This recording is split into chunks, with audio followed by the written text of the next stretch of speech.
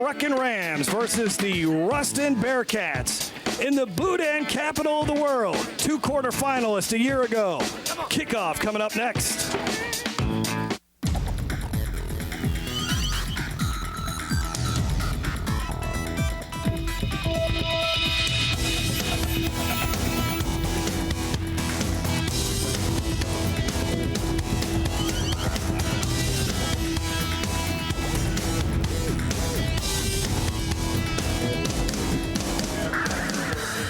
From Ted Davidson Field at Bill Dotson Stadium in Scott, Louisiana, it's the Acadiana Wreckin Rams taking on the Ruston Bearcats in a battle of 2 Class 5A teams who made it to the quarterfinals last season.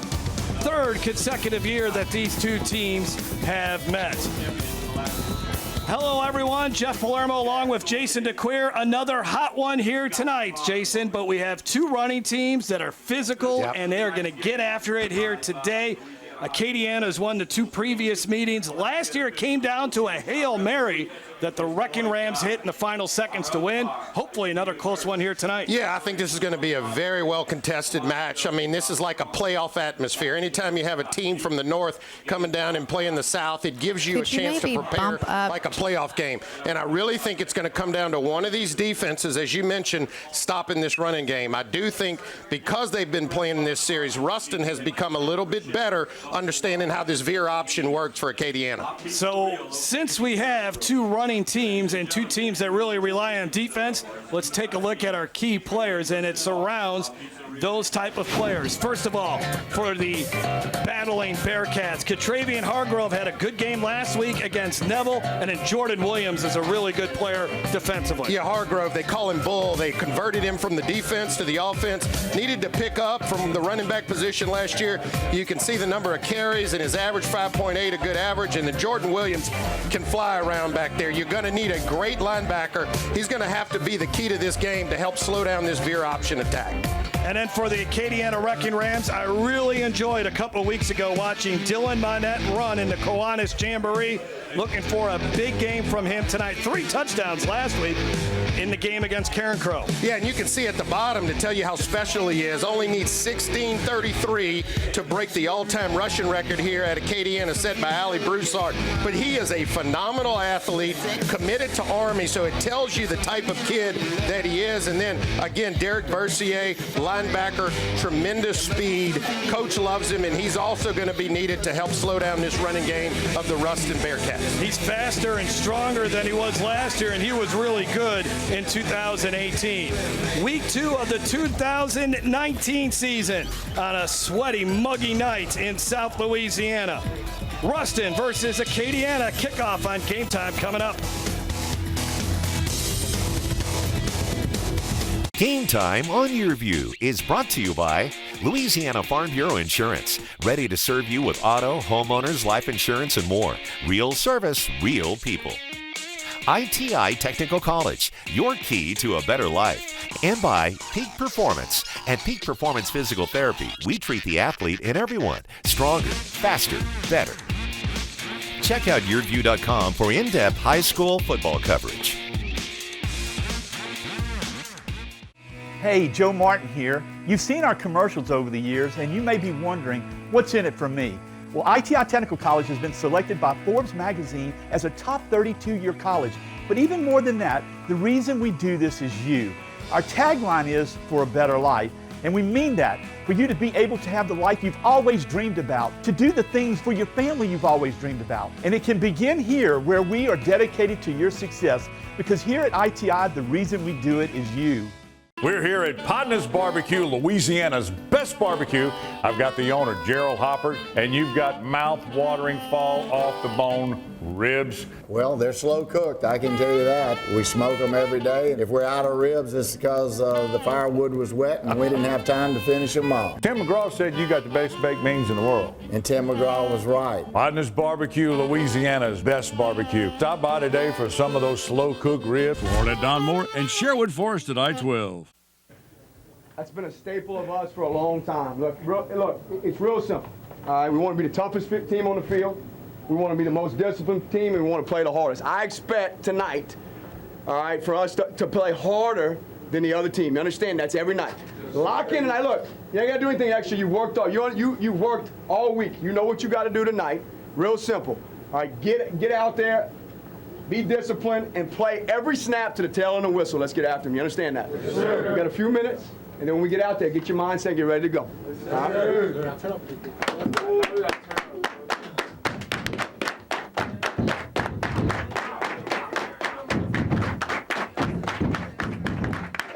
Acadiana fired up for this one, but first, we are going to have our national anthem here from Ted Davidson Field, Bill Dotson Stadium, the home of the Wreckin Rams. Please stay standing for the national anthem.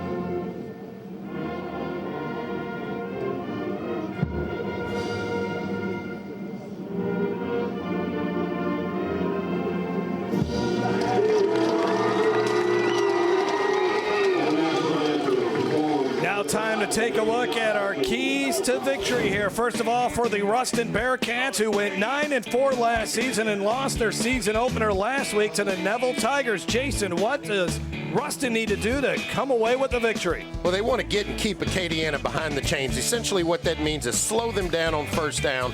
Don't let them have big yardage there. And then they got to feed Cam Crow. We talked about the running game, but this is a wide receiver who goes at 6'5", 210 pounds. Got to get him the football. And now for the Acadiana Wreckin Rams. Last year 11-2, and they won their season opener last week against Karen Crow. Well, they want to do better at lining up correctly on defense, getting it right the first time, and then Acadiana football, the offensive line, fire off the ball. If you haven't seen Acadiana play, it'll be a treat. They get real low in the stance and fire off the football. For more on our visitors tonight, the Ruston Bearcats, let's go down to Kate Adams down on the sidelines. Good evening, Kate. Hey, guys. Good to see you again in this week 2 game of the week. But look, majority of teams would rather usually play their games at their home field so they could get that home field advantage. But unfortunately, the Bearcats have not been able to do that yet this season. Earlier this year in April, a big tornado swept through Ruston, destroying and breaking up their press box as well as turf on the field. So right now, the Bearcats are currently playing home games at Louisiana Tech. Now let's talk about some sports facilities at Tech. Their baseball, softball, and soccer fields all also got destroyed in that tornado. So right now, both of the schools are kind of sharing fields. And look, you know how the motto goes, teamwork makes the dream work. And you got to do whatever you can to compete. Back to you guys. Thanks, Kate. Ruston won the toss. They've deferred to the second half. So Acadiana in their traditional green and gold are lined up. Jeremiah Brown and Dylan Monette back to return. Caleb Phillips boots this one to Monette from the 1-yard line. Monette across the 20. Good job by the coverage team to bring him down. First guy there for Ruston was Dalton Herbert. Yeah, great pursuit by that Bearcat kickoff team because Dylan Monette is so dangerous. There you see him bouncing around every time he touches the football. Keontae Williams, the senior quarterback, a returning starter. Great understanding of the offense. Bigger, faster, and stronger. Did not complete a pass last week. He ran for 37 yards in the win over Karen Crow, but the coaches say he could make all the throws if they need them to. And, of course, they're going to run it on the first play, and it's a good one. That is Lucky Brooks into the Ruston secondary up to the 44, 45-yard line. Good start for the Acadiana Wreckin Rams. A 23-yard run for Brooks, who had 68 yards rushing last week. Yeah, and you'll see this tandem all night in the backfield between Monette and Brooks. They kind of grew up together, know each other real well, and both of them are very skillful at carrying the football. Both of them are committed to Army. And those are two guys, as you mentioned, they really push each other to do better. Monette had the bigger night last week, 170 yards, but Brooks, he's just as capable of putting up big numbers as well. From the 45-yard line now as Ruston comes set and back to the ground, as you'll see this all night long with the split veer offense, as that was Monette on the carry, about 3 yards or so. 313 yards of offense last week for Acadiana. As we take a look at their starting lineup, Devin Doucette is an all-district returning offensive lineman. Ethan Ecard, Gavin LeBlanc, Trey Bozier, and Taylor Loxley are your offensive line. Caleb Cavalier, Josh McDaniel, a former offensive lineman, now playing tight end, and Tyvin Zeno.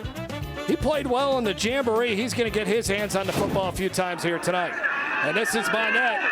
Good job by Ruston's defense to stretch it out, and then he's pushed out of bounds. Jordan Spencer making the stop. Ruston's defense, they line up in a 4-3. Jeraylon Burks is back healthy. Chop Burks is what they call him. He's the vocal leader of that group. Catravian Wright had 36 tackles a season ago. B.J. Green, they are really high on him. He's just a sophomore. Jacob Martin had an interception last week, as Ruston had 4 interceptions last week, but came up just a little bit short in the loss to Neville.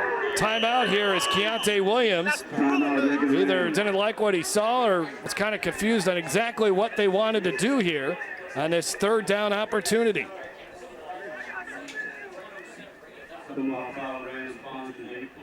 So at the beginning of our broadcast here, you heard from Kate Adams talking about that EF3 tornado that went through the town of Ruston in the middle of the night last April, and the damage that it did. It's amazing. 2 people unfortunately lost their lives in this. A Grambling alum and a student at Ruston High School, who all the guys at there's a look at that press box that Kate was telling you about. And they're hoping maybe that they can get back on their home field before the season ends. But things have to work out. But there's a cemetery right next to the school that received a lot of damage, and the football team gathered up and went to that cemetery to clean up some of the debris. But you can see in the background there the press box damaged. As Kate was saying, Louisiana Tech lost its baseball, softball, and soccer stadiums, and they have to rebuild those. The baseball team is going to be traveling all over the place just to play its 56-game schedule next year as Ruston continues to rebuild. Third down here coming up. They run it up the middle, and Ruston's defense plugs up that hole. Nothing happening there. And it's going to bring up 4th down defensively there for Ruston, Jalen Penninger. And there's the head coach in his 3rd season, Jared Ball. Named the head coach in December of 2016. He replaced Brad Laird, who is now an assistant coach at Northwestern State. Jared Ball's also coached at Ouachita, Wassman. He's also coached in Texas. Hey, defense, be ready. Took Ruston to the quarterfinals last season before they lost in a tough game against West Monroe. Looks like Acadiana will go for it on 4th down. And on 4th down, they pitch it out. Good penetration. Breaking one tackle is Brooks, and he's got enough for the 1st down. That was just absolute determination by Lucky Brooks. It was, and I'll tell you what, the Bearcat defense did everything right except make the tackle at the end. Watch this. They looked at their keys on the option, got the quarterback, got the running back in contain, and then just misses that tackle. And look, Lucky's not one of the easiest guys to tackle, but you got to make that tackle right there. Lucky showing you his strength in getting up the sideline and picking up the critical 1st down on 4th. Jacob Martin had the opportunity to bring him down behind the line of scrimmage, but could not bring down the ball carrier. Off the left side this time. And I believe that was Brooks again. And he gets up to the 34-yard line. A gain of 6. A little bit of old school football tonight, Jason. Two teams that will want to run the ball. You asked Matt McCullough, the second-year head coach at Acadiana. You know, everybody's running the spread now, and that's the fun thing to do if you're playing. Yeah. What about maybe opening it up a little bit? Now, this has worked just fine here at Acadiana, the split-back veer. And I really liked his response as you watch this play here. Williams will throw, and he completes a pass to Brooks for a first down to the 24-yard line. Well, you don't see him throw it much, but when you do, it's typically a rollout like that, hit a running back in the flat. They'll use him in the running game. But going back to your comments earlier, Jeff, I really like Coach McAuliffe's response to that. And basically he says, look, a lot of teams don't see the veer option offense, so it makes it more difficult for them to prepare for this. And he's right, because so many teams are running the spread. They're used to defending against it. They're not used to defending against this veer. And Ruston head coach Jared Ball likes playing this game early in the season as that carry only goes for a yard from Monette. Really gives them an idea of where they stack up as Legend Lard made the stop there for the Bearcats. What's interesting is Ruston in the 2 previous meetings against Acadiana has done a nice job containing the Wreckin Rams running game. 2 years ago, it was a couple of play-action passes that burned them, and then last year was the Hail Mary at the end of the game that won the contest for the Wreckin Rams. Yeah, this offense, this veer, you got to always check your keys, and you're worried about the running game, but sometimes they'll kind of lure you to sleep, and then they'll hit one or pop one over the top on you. Only 3 seconds on the play clock, but they get it off. Brooks, who's having a really nice drive, gets stopped about 3 yards shy of the first down, and that brings up third down for Acadiana. They averaged 7 yards a carry last week against Carencro, but they fumbled the ball a couple times, and Coach McCullough had said that, you know, last year they did a really nice job in holding on to the football. So he was bothered by the 2 fumbles they had last week in the win over Carencro. They beat the Golden Bears last week 28-6. It was a 7-6 game at halftime, and then they opened it up in the second half with Dylan Monette rushing for 3 touchdowns. And we have a timeout called here. Was this Acadiana again? This would be their second timeout in their drive.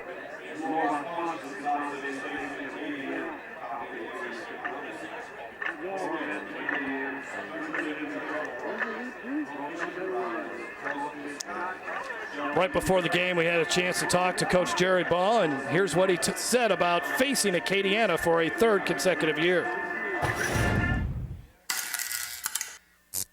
Well, I think it's a good ball game for us. You know, Acadiana's got a really good football tradition here. So we get to gauge where we are at this point in the season against a really good football team that has a lot of playoff experience. And then, too, the distance can simulate. If we are fortunate enough to play long enough in the playoffs, odds are you'll have to travel at some point. So I'd like for our kids to get adjusted to that. And you don't want the playoffs to be the first time that you do that. Ruston Bearcats really play a very challenging schedule. They played Neville last week. Now they get Acadiana. West Monroe is in their district, so they will certainly be tested this season. And he's got a lot of young players, and he was mentioning that on the call as well, that, look, he doesn't even really have a lot of time for them to grow up here early in the season because the schedule is so tough. Third down, Lucky Brooks continuing to break tackles. B.J. Green shoves him out of bounds, but it looks like it's going to be another Bearcat first down. Yeah, both of these backs, both Monette and Brooks, they're so strong. They have that low center of gravity, and they just keep driving and driving their legs. So, you know, that initial contact usually does not bring them down. This is the 11th play of the drive. They've rushed for over 10th play of the drive from the 15-yard line. Not much happening on the dive play there. So far, they've bottled up Monette. It's been Lucky Brooks that has beat him on this long, grueling drive here for Acadiana. Yeah, it's just body blow after body blow. It really keeps your defense on the field. And look, depending on how this drive, and you know, Acadiana is now down in the red zone. they're going to be looking back to that 4th down play earlier where they really had this Wreckin Rams offense stopped and contained, and would have been a turnover on downs, and now they're knocking on the door. Well, here's where Ruston's defense needs to step up as we have a hydration timeout already here on the opening drive of the night. The Acadiana Wreckin Rams looking to score first here against their rivals from the north, the Ruston Bearcats. More of Game Time coming up on YurView Louisiana. Tonight's Game Time keys to the game are brought to you by Visit Baton Rouge. It's not just the capital city, it's the hub of all things Louisiana. Find out more about all the Red Stick has to offer at visitbatonrouge.com. He worked in construction at 15, pulled wire, installed conduit, then built one of Louisiana's most successful businesses. Conservative outsider Eddie Risponi. I'm Eddie Risponi. Today we employ thousands of Louisianians. We did it with hard work, not higher taxes, worker training, not welfare handouts. I'm Eddie Risponi. I've spent most of my life helping create good jobs, thousands of jobs, and that's exactly what I'll do as your governor. Tonight's Game Time starting lineups are brought to you by Peak Performance. At Peak Performance Physical Therapy, we treat the athlete and everyone. Stronger, faster, better. Choose Peak.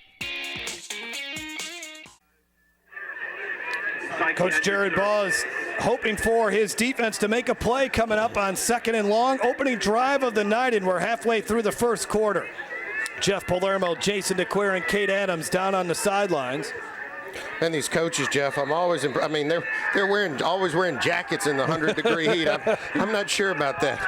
I think that's a trend Les Miles started. Keontae Williams under center, and here's Monette. Has a hole and shiftiness into the end zone. Touchdown, Wreckin Rams. Well, you saw the burst there, and that's Monette. Once he sees that hole, if there is a crease, he's going to hit it and just accelerate through it. That's exactly what he did this time, and he was patient looking forward just off the right side there. And into the end zone. He's familiar with putting it in the end zone. Watch here. Patient. There it is. Boom. And I mean, he just sets up, confident, has a lot of confidence in his blockers up front. And as soon as that crease is made, boom, he's through it. Nobody touches it. Great downfield block there by Lucky Brooks, who had 58 yards of total offense on that opening drive. The extra point is good by Landon Guidry, who was 2 for 2 last week. And Monette has 4 touchdowns on the young season. And Acadiana has an early 7-0 lead. Great blocking. Yeah, it really was. And then just the explosion through that hole. He's got another gear. I know Army is going to be happy to have an athlete like that in that backfield, and particularly that style of offense that Army runs. Ran the 100 meters in 10.5 seconds, which is just 0.3 of a second faster than Jason DeQueer, if you believe that. Yeah. And committed to Army. Yeah, and they had a good look against Michigan this year. Yeah, they certainly did.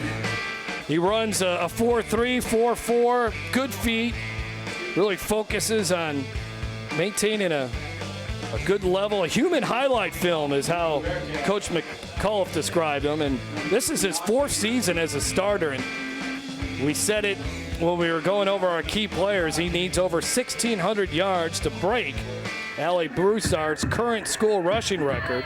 Well, it's probably less than 1,600 now. Yes, you're right. It's over 1,500 now.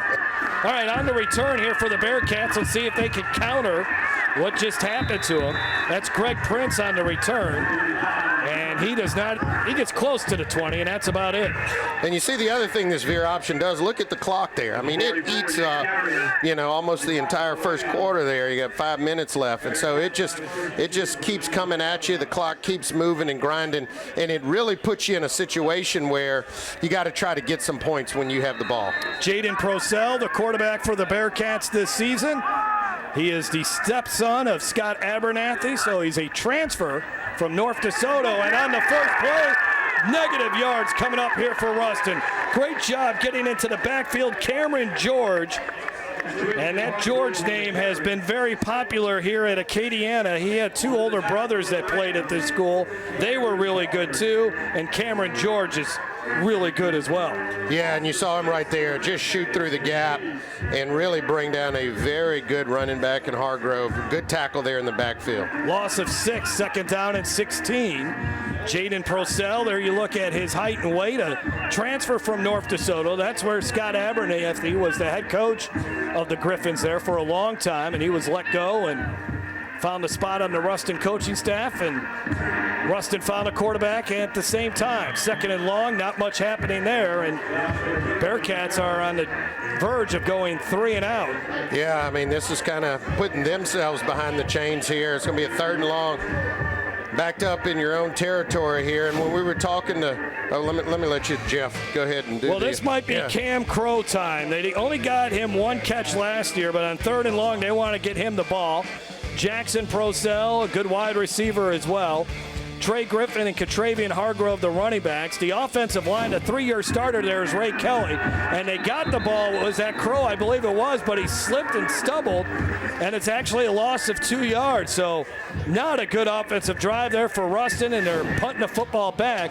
Let's look at that Acadiana defense that allowed 155 yards of, or 235 yards of offense, 155 yards last week. 235 yards last year. Theus Figueroa is really good. Jason Prejean is back healthy. Good linebackers in Jermaine Paris, Caleb Arsenault, and Derek Bercier. The punt is a decent one. Wow, but it goes out of bounds. No, it wasn't. I'm sorry. No, I saw the flight of it, but then it ended up out over at the 35, and Acadiana's got great field position. Yeah, he barely punted it past the 1st down marker. So Acadiana right back with the ball, knocking on the door. And again, that's what that veer option will do, to eat up the clock, and then it puts a lot of pressure on your offense to try to get some points, and a quick 3 and out there by the Bearcats. Matt McAuliffe, the head coach. His dad, Scott, was an assistant football coach and head baseball coach here for over 2 decades. He's replacing a legend, a Hall of Famer, Ted Davidson. On 1st down, Wreckin Rams looking for more, and there is Zeno on the carry. I told you he'll get the ball from time to time. He had 8 carries last week for 38 yards, and he gets about 7 yards on his first carry of the night. And McAuliffe will use some of his players both ways. He says he's not doing it early in the season because of the heat and how hot it is, but he does have a few players that he'll pull from defense and put on offense. 2nd down and a long 3 here. Ruston's defense really needs to dig deep and somehow cause a turnover or something. They run the option, the pitch to Monette. Monette gets the 1st down to the 22, 23-yard line. Brandius Merildon in on the stop as you look at Monette. Well, this offense right now for Acadiana is just working to perfection. It's not going to come out and just excite you, but those 3 and 4 yards, and and really one of the things we haven't seen yet is we haven't really seen Keontae Williams really contribute to the running game. He hasn't had to. He's reading his keys, getting the ball to his playmakers, but number 8, Keontae Williams, the quarterback, can most certainly tuck it and run it himself. 1st and 10 from the 22-yard line as Williams gets underneath center. And another carry there for Zeno, and he falls forward for about 4 yards. Tackled on the play by Chop Burks, who had 76 tackles last year. And if number 56 was just a few inches taller, he would be a big-time recruit coming out of North Louisiana. But he has been a solid member of this Ruston team since his sophomore season, and this is his senior year. 2nd down and 7, and again, to me, this is the money down, Jason. You gotta force Acadiana in a 3rd and long on a situation like this. Running back split here, and they run it, and another big run there for Zeno. It just puts his head down, follows his blockers, and I think he's got enough for a 1st down. Yeah, and look, that's just right off the guard right there. And really what these Wreckin Rams is veer option. I mean, you're thinking, okay, well, they don't have all of these reads and calls like a spread, but absolutely they do. When Keontae Williams gets up to that line of scrimmage, he's looking for gaps. He's reading the defenses. He's reading alignments. They just do it in a different way. They line up under center, but they're still making a lot of reads at the line of scrimmage. From the 12-yard line, and again up the middle, but that time Ruston was ready for it. pushed him back at the line of scrimmage. Chop Burks leading it. And Ruston's defense finally comes up with a bit of a negative play. Well, they might have gotten a half yard on forward progress. Yeah, and here you go again, second down. Let's see if you can have back-to-back stops and put this Wreckin Rams in a third and long situation. That's where they don't want to be. That's not the comfort zone of this offense. Ball marked just outside the 10-yard line. Zeno and Monette in the backfield here for the Rams. And it will be Monette. Monette, so fast, so quick. And he is into the end zone for another Wreckin Rams touchdown. 11 yards that time. And you see how they set this up. They run it off guard, run it off tackle, right up the middle. And then here comes Dylan Monette around the corner. You just don't know where this running attack is going to come from, but this time right around the outside, and again, you can see the burst just getting through there and into the end zone. Again, good blocking downfield. Zeno, and then you also had Gavin LeBlanc pulling on the play, and that was enough to help Monette get into the end zone for the 5th time this season. Extra point try coming up here from Landon Guidry, and he knocks it through the uprights. Great start to this one for the Acadiana Wreckin Rams as they are leading the Ruston Bearcats 14-0. The veer option offense is working to perfection tonight here for Acadiana. Yeah, it really is. And Acadiana has only put the ball in the air once. A little rollout in the flat, but look, the key is you have to stop this run game first. You got to get them out of what makes them so comfortable on offense, and thus far the Bearcats have not been able to do this. As you can see, Monette over there talking with one of his coaches and hydrating. He's already got 2 touchdowns on the evening just in the first quarter. Landon Guidry has it teed up, and Ruston's offense needs to respond here or this thing can get out of hand in a hurry.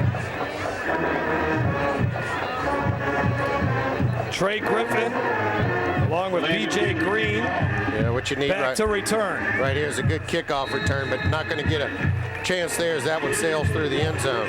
Guidry, about half of his kicks this season have ended up in the end zone. Well, we'll get a chance to see Procell again at quarterback, and as you were mentioning, first year with this Ruston team, transferred in, and really Coach Ball has asked him to do some things in this offense that he wasn't necessarily accustomed to doing before he transferred.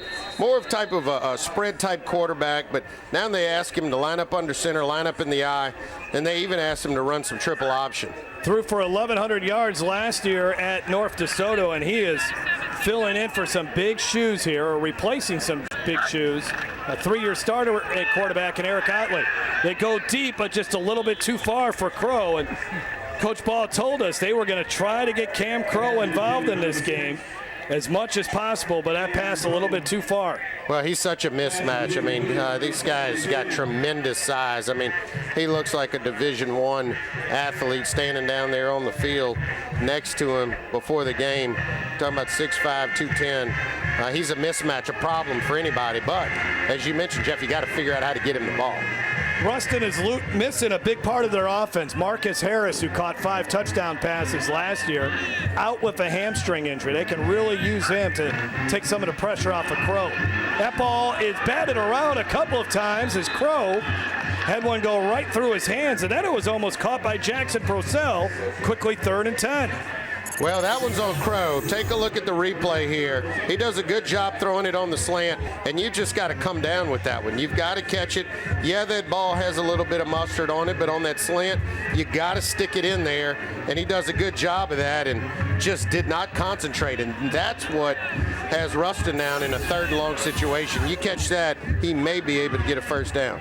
Procell's numbers last week, only 4 of 18 for 96 yards. They set up the screen to Hargrove. He had a 77-yard touchdown catch last week. There's a flag down. He gets very close to the first down. He's still on his feet. They never blew him down. He is off to the races right now. And that is into the end zone. We'll have to wait and see what the flag is all about. Right now, that's an 80-yard touchdown catch for Catravian Hargrove. They call him Bull. Yeah, I think we may have either a hold or a legal block here. Our referee is Boyd Guide, the same one we had. Holding by the offense. Number 79. The Bearcats. 10-yard penalty.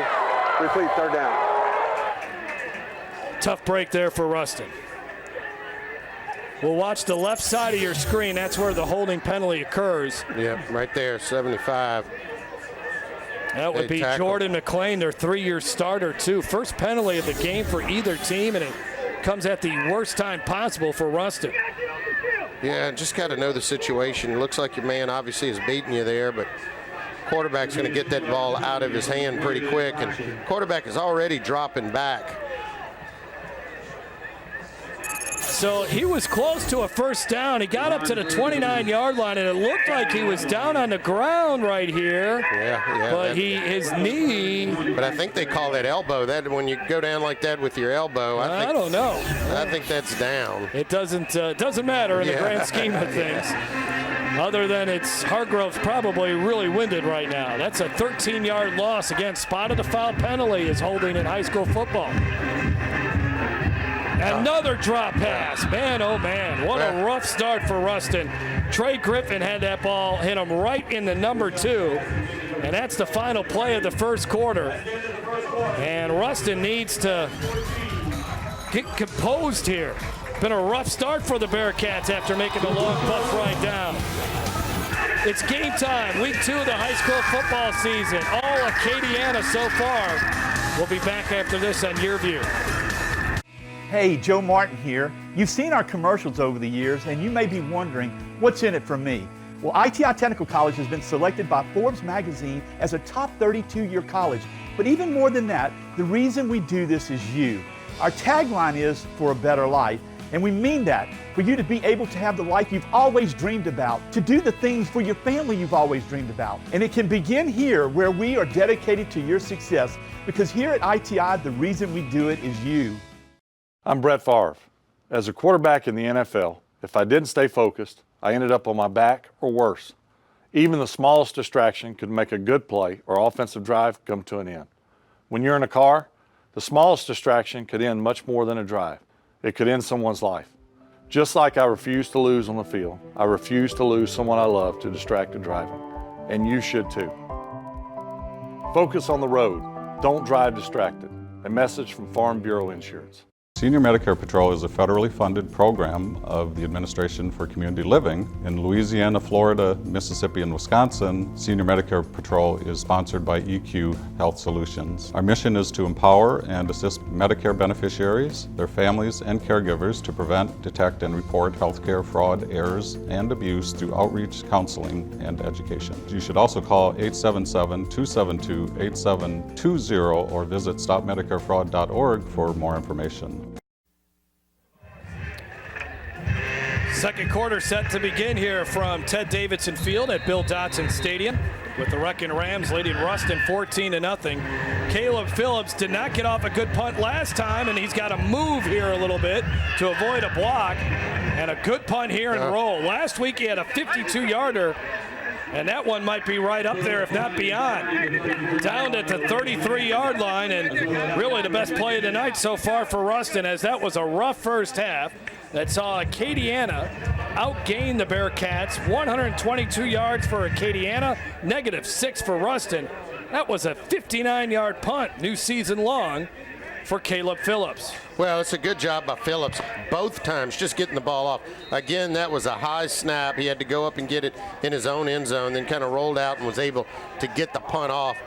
Earlier, you saw another high snap and just barely able to get the punt off. From the 34-yard line now, Acadiana already up by 2 touchdowns, and here is more Lucky Brooks. And Brooks is breaking one in the Ruston territory. A gain of all the way to the 41, 25-yard pickup for Jeremiah Lucky Brooks. Well, right now the Wreckin Rams are just having their way up front. You can see the trap blocks right there, opening up that running lane.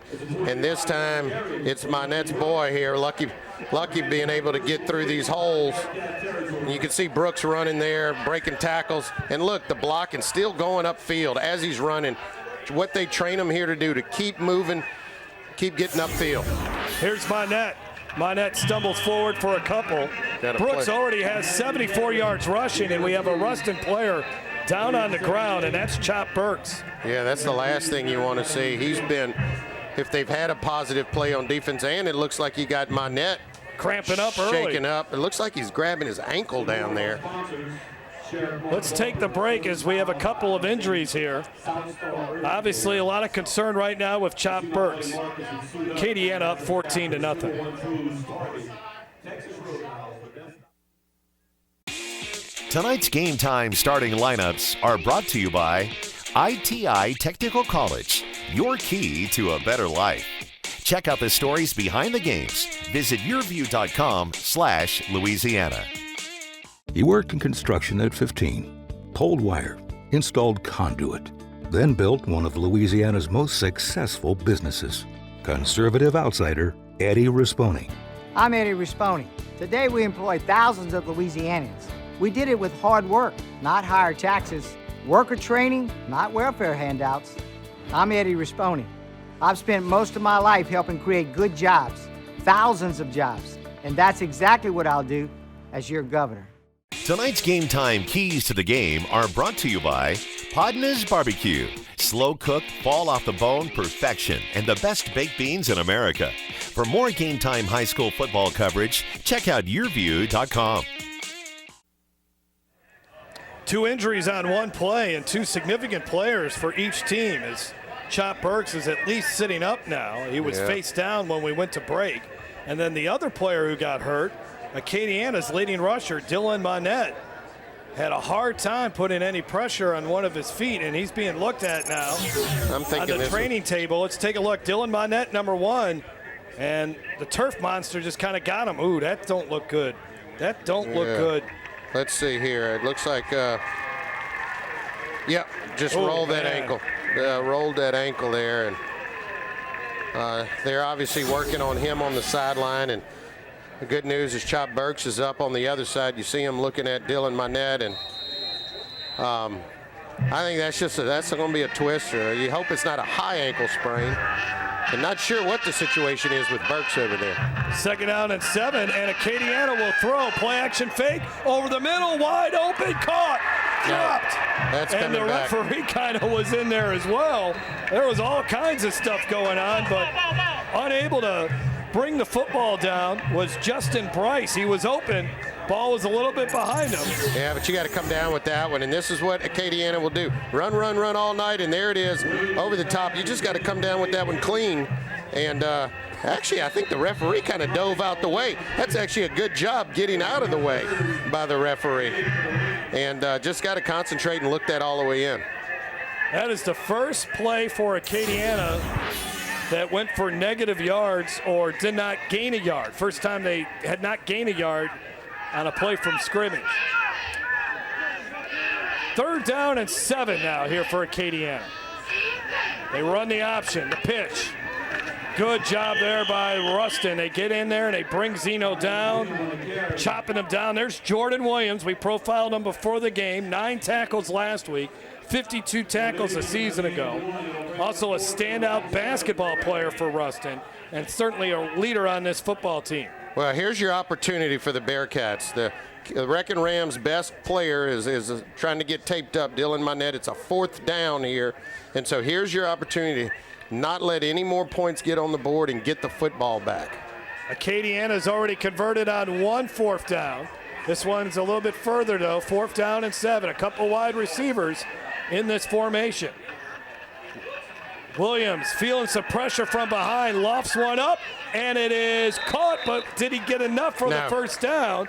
They're going to mark him 2 yards shy of the 1st down. That's Christian Hawkins making a nice catch, but Ruston's defense comes up with a much-needed stop. A big hole there for Ruston, able to get a little pressure on the quarterback.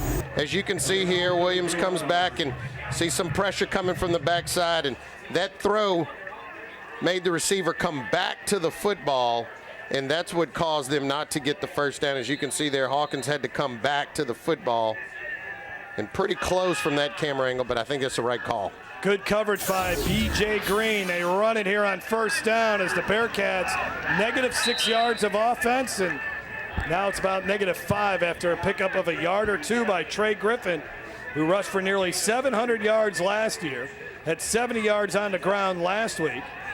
But he brings experience to this offense. He was a backup tailback a season ago, as Ruston is replacing a lot, especially in the skill position areas. Yeah, we're talking to Coach Ball earlier this week, and he felt like the quarterback that graduated last year, Outley, had 95%, handled 95% of their entire offense. 2nd down and 8, little razzle-dazzle. This is Green, gets a block, gets a first down into Acadiana territory as B.J. Green, who will get a little time on offense along with his great play as a defensive back, gives Ruston its first down of the game. Well, good call there and good mix-up by Ruston. We've seen him in the eye a lot, trying to get the run game going. Here's some misdirection. Is always a good call when you're struggling there with the run game, and really gets that Acadiana defense going one way, and here comes the reverse. Good speed out there on the edge. Run to dive after the 19-yard run. That gets them about 3 or 4 yards as the Bearcats try to get back into this football game. Coach Ball really thinks before it's all said and done, this offense will come together. He likes the pieces. It's all about just getting the experience that they need. Well, and I think they have to find out what their identity is going to be. New quarterback transfer is more of a spread quarterback. They're doing a little eye. They're doing a little option. He even says at times they'll do some spread. And then I think when they get their other big wide receiver back, it'll be in full gear. Devian Wilson, the fake handoff to him. Nowhere to run here for Bull Hargrove. Good job by the Wreckin Rams to get in the defensive secondary. Ian Motts, the returning starter, the quarterback of that secondary, making the stop, bringing up 3rd and long now for Ruston. Yeah, and I'll tell you, Purcell didn't look comfortable running the option that time. When you run the triple option, you've really got to attack that defensive end. And instead of attacking that defensive end, he was sort of going lateral and back a little bit, and that option play never had a chance. Might be 4-down territory here, Jason. We'll see what happens, what occurs on this 3rd and 7 from the Acadiana 44. Purcell looking to make a play here. Oh, no. And the snap hit the fullback, and I think Ruston somehow got back on it. Now I don't think it's 4-down territory anymore. No, you got to punt this, but I think you're right, Jeff. I think it hits the up back or the fullback, and that's another one of the key positions in this Bearcat offense that they're trying to replace Ray Parker from last year, who's at LSU. But loss of 3 there, but avoids a turnover. Yeah, you can see Coach Ball there just frustrated. That's just kind of shooting yourself in the foot. First time you get something positive on offense, and then bad snap. Caleb Phillips ready to punt, man, and it happens again. Are you kidding me? Wow, to happen twice. They had a man in motion, and the snap hit D'Angelo Harper. Loss of 4, and Acadiana will take over in Ruston territory. Well, when you see a man come like that in motion in a snap, sometimes you think, were they setting up for a fake? Was it intended to be snapped to the up back? And I don't know there, but obviously hit the up back, and ball never got back there. And rough here for the Bearcats. Now they got to count on their defense to do something. Monette is still on the sidelines from the 49-yard line. Here's Zeno, who puts his head down. Good hit in the middle of the hole as Jacob Martin makes the tackle after gain of 3. For more on Dylan Monette, let's go down to Kate Adams.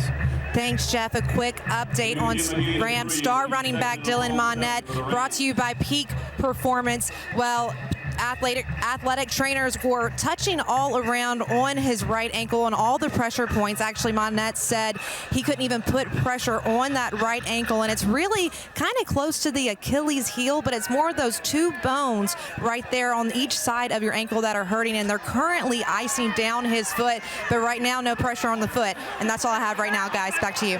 Doesn't sound good. Thanks a lot, Kate. But Zeno, a good running back himself, a junior, 5'9", 180 pounds, gives Acadiana first down to the 32. Yeah, typically when the ice comes out, that means you're going to be shutting it down, at least for this half, because once you put that ice on, obviously trying to stop the swelling, but then if he was going to go in, he'd have to get the thing warmed back up. Hydration timeout. We'll take a break with them after that 14-yard run. It's a 14-0 Acadiana lead from Scott, Louisiana. More of Game Time after this. I'm Brett Favre. As a quarterback in the NFL, if I didn't stay focused, I ended up on my back or worse. Even the smallest distraction could make a good play or offensive drive come to an end. When you're in a car, the smallest distraction could end much more than a drive. It could end someone's life. Just like I refuse to lose on the field, I refuse to lose someone I love to distracted driving. And you should too. Focus on the road. Don't drive distracted. A message from Farm Bureau Insurance. Attention to detail makes the world go round. At Baker Printing, our approach to the printing business is very simple. Treat it as if it were your own. That's not always an easy job, but it comes from the top down in our company. We thrive on the unique jobs. Bottom line, we take care of our customers' projects as if they were our very own. At Baker Printing, attention to detail makes our world go round. There's a look at the coaching staff, the defensive coaching staff for Acadiana. They have done a nice job on this Ruston offense, pitching the shutout so far. 1st and 10 is Acadiana driving again. Lucky Brooks breaks another tackle, dives ahead close to another first down. The amount of tackles he has broken tonight is pretty impressive what Lucky Brooks has done. Yeah, and then look, he's going to get more of the load too. Him and Tyvin Zeno with Monette still on the sideline. Lucky Brooks becomes the #1 guy at the running back position. Already had a good first quarter and continuing to move this ball down the field. 2nd and 1 from the 24. Give off the right side, and Brooks kind of got knocked down by his own guy, Caleb Cavalier. They're going to give him a gain of 2. As we look at Lucky Brooks, also committed to Army. And he's a load, 5'10", 210 pounds, blocks really well. We've seen that. And during the offseason, he's really worked on trying to catch some passes, and we've seen him catch a pass here tonight. I got a feeling I know who his roommate's going to be when he gets to Army. 9 carries for 85 yards tonight for Brooks. He gets another carry left side. Big hole to the 10. Touchdown, Acadiana. Yeah, just first you got to give credit to that Acadiana front line there. That offensive line is just doing a tremendous job. That's what Coach McCullough said he wanted to see. We mentioned it as one of the keys, firing off that offensive line to get real low, fire off, and then just sealing the edge there. And then it's just Lucky Brooks using his speed. But watch here, and then just kind of sealing the edge right there. Good block up there on the edge, and Lucky Brooks being able to get into the end zone. 21-yard touchdown run for Brooks. His first TD run of the night. He's over 100 yards midway through the second quarter, and the extra point is good by Landon Guidry. Acadiana, a team who has its eyes set on returning to the Superdome. It's been a while since they've won a state championship. 2014. They've won 4 state titles. And they were recently named by Max Preps as the 5th most dominant high school football program in Louisiana over the past decade. And they are one of the top players, one of the top schools in the state for sure. And we talked about it in the Jamboree, Jason. It really seems like maybe this is their year. They need to make sure Dylan Monette's healthy. But this seems with a senior quarterback, the running backs that they got, man, you really think that they played Zachary tough last year in the quarterfinals. We still have to wait and see what Zachary will be like this year, but they are certainly one of the teams to beat in 5A. Yeah, you could kind of tell, kind of a quiet confidence when we were talking to Coach McCullough, but I think he knows what he has this year, much more senior team, and I think they know, hey, look, if we just play our brand of football, this could be another very special year for the Wreckin Rams.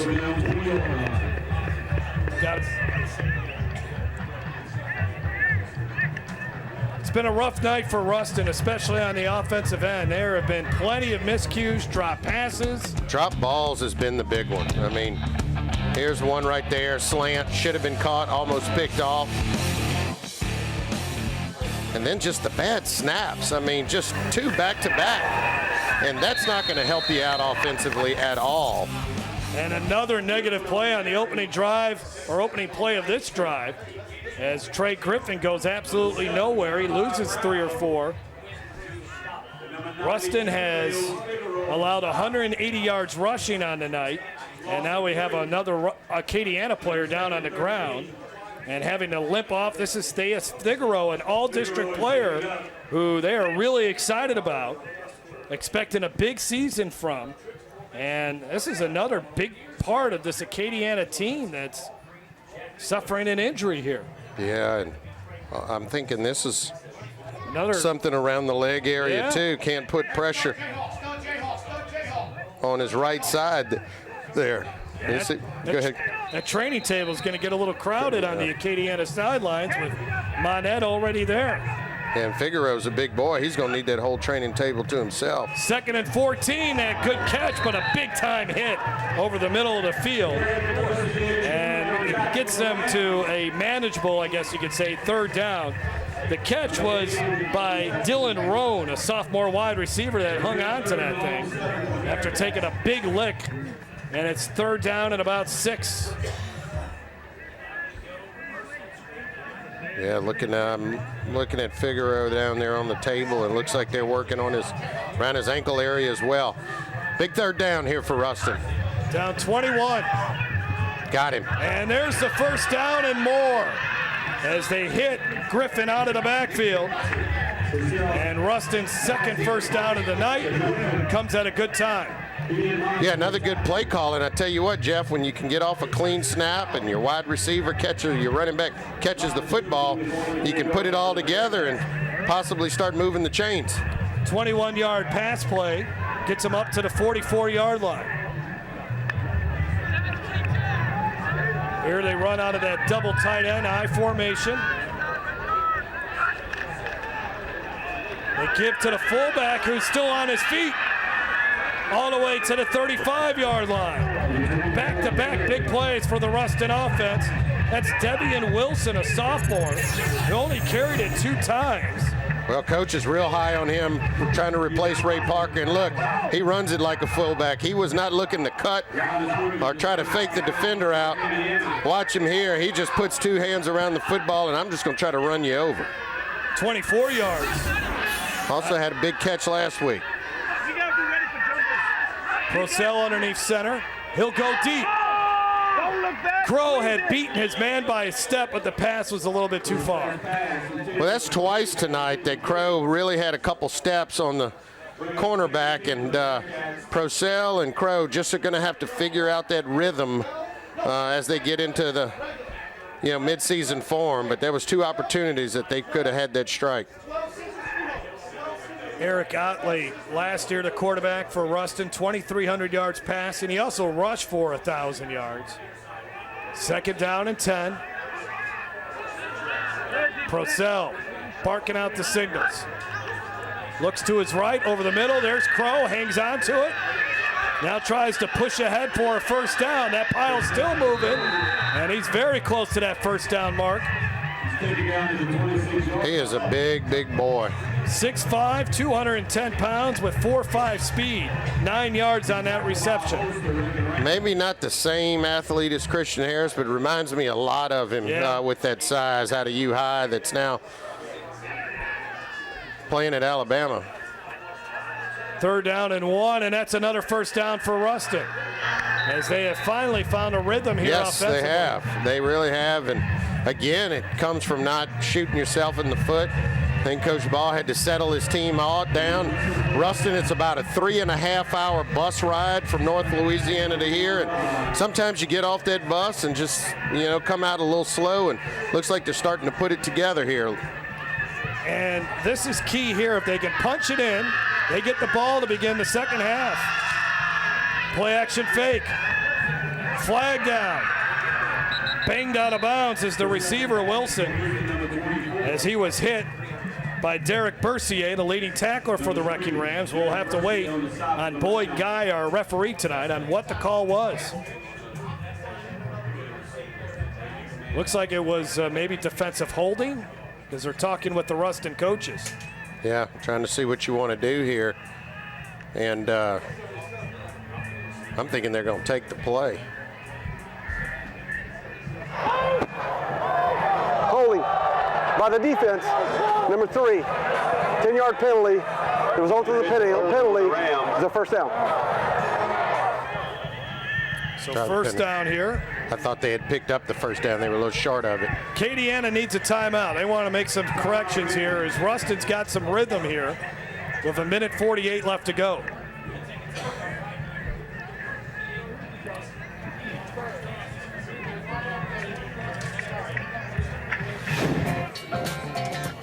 Well, go to yourview.com/football, and there you can find some of the previous week's highlights, along with a preview of the upcoming week's matchups. You can check out our Game Time wrap-up. You can watch old games that we've shown on Game Time. That's the place to go, yourview.com/football. We also stream our games there as well. And you can watch other games from around the country in the different Cox markets. So if you love high school football, certainly a place that you need to check out.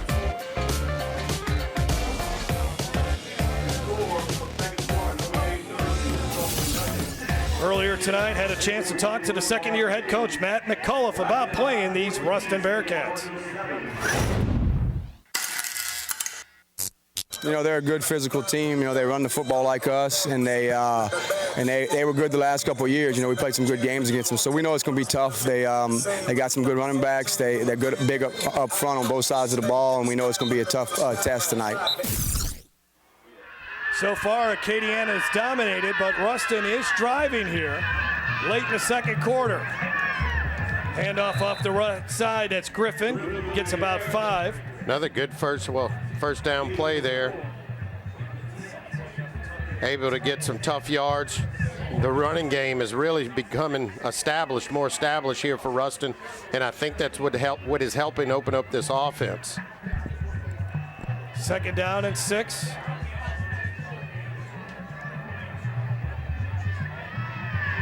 Procell gets the troops to the line of scrimmage. Wilson again on the dive. Well, it's clearly 4-down territory, being down 21 points. And I think they're just trying to make this as manageable as possible. They can still pick up a first down as the ball is just outside. It's probably about the 6-yard line there.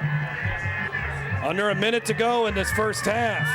Now, Crow's going to be their target if they go in the air. He's sitting in the slot right now. They go to the ground. That's Bull Hargrove, and he's not going to get the first down. A little short there. A Acadiana player came away with it and is running downfield. Still running. He's going to be tired when he gets back, and you don't have another timeout to rest, but it looks like Ruston may have called a timeout here. Well, it's 4th down, and so you got to decide, if you're head coach Jared Ball, what you exactly want to do here. Do you want to just get some points on the board? I think you got to go for it. I really do. I know they needed more yards on that last carry, but I'm going to take a shot, and I'm sure Acadiana's going to be expecting it, but you see Crow right there in the huddle. I'm going to try to see if maybe I can get the matchup I want with him. And down there at 6'5", you figure you should be able to get a good matchup, a good throw, toss it up, and, try to come down with it.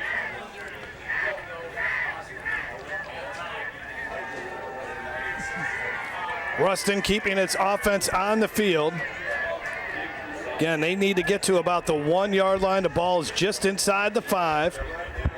Better yet, they'd like to score a touchdown here with 33 seconds left. Yeah, I think if it was 14, you'd kick the field goal, but being down 3 scores, or 3 touchdowns rather, I think you got to take a shot here. Crow is lined up out wide.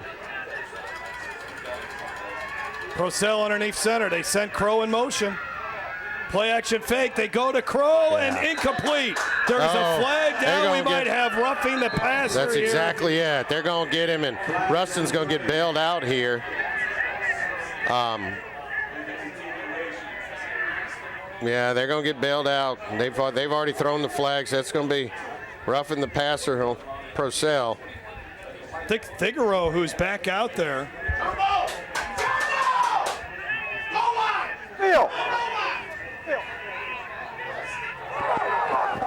And now there's another flag. Yeah, you heard. They can't go ahead. Boyd Guys telling the. I got a sideline warning also on Acadiana. Flag on the play. Their first warning. Initial flag.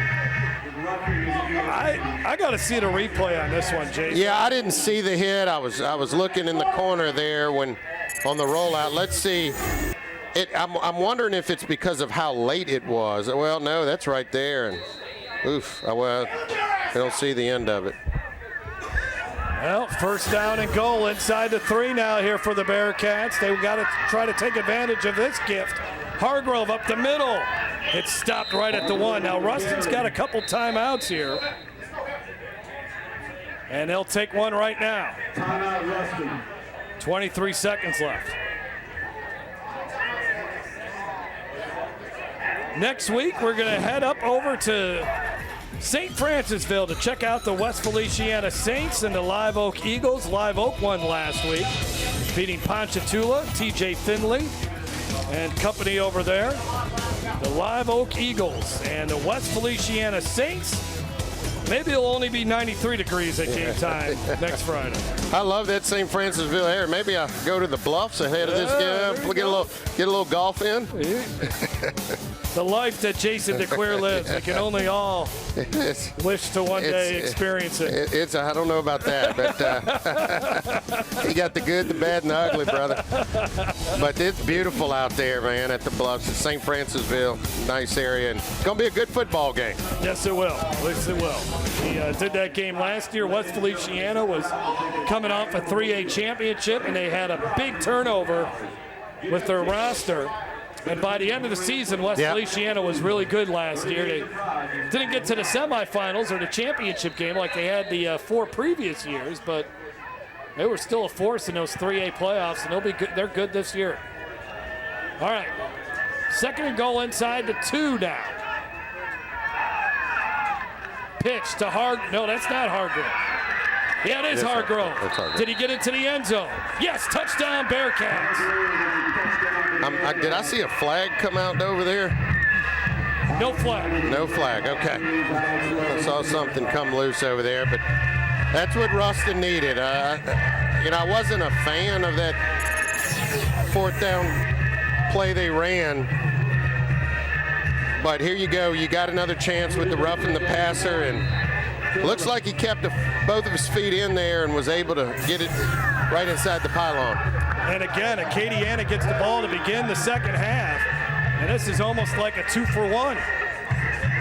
You get the touchdown there, and they're going to get the ball back, and then they'll have a chance to make it a 1-score game. A great drive for Ruston when they certainly needed it the most. Yeah, I think that's why I was saying you got to go for it down here. You got to try to get a touchdown on the board and, like you said, get the ball back and try to get back into this football game.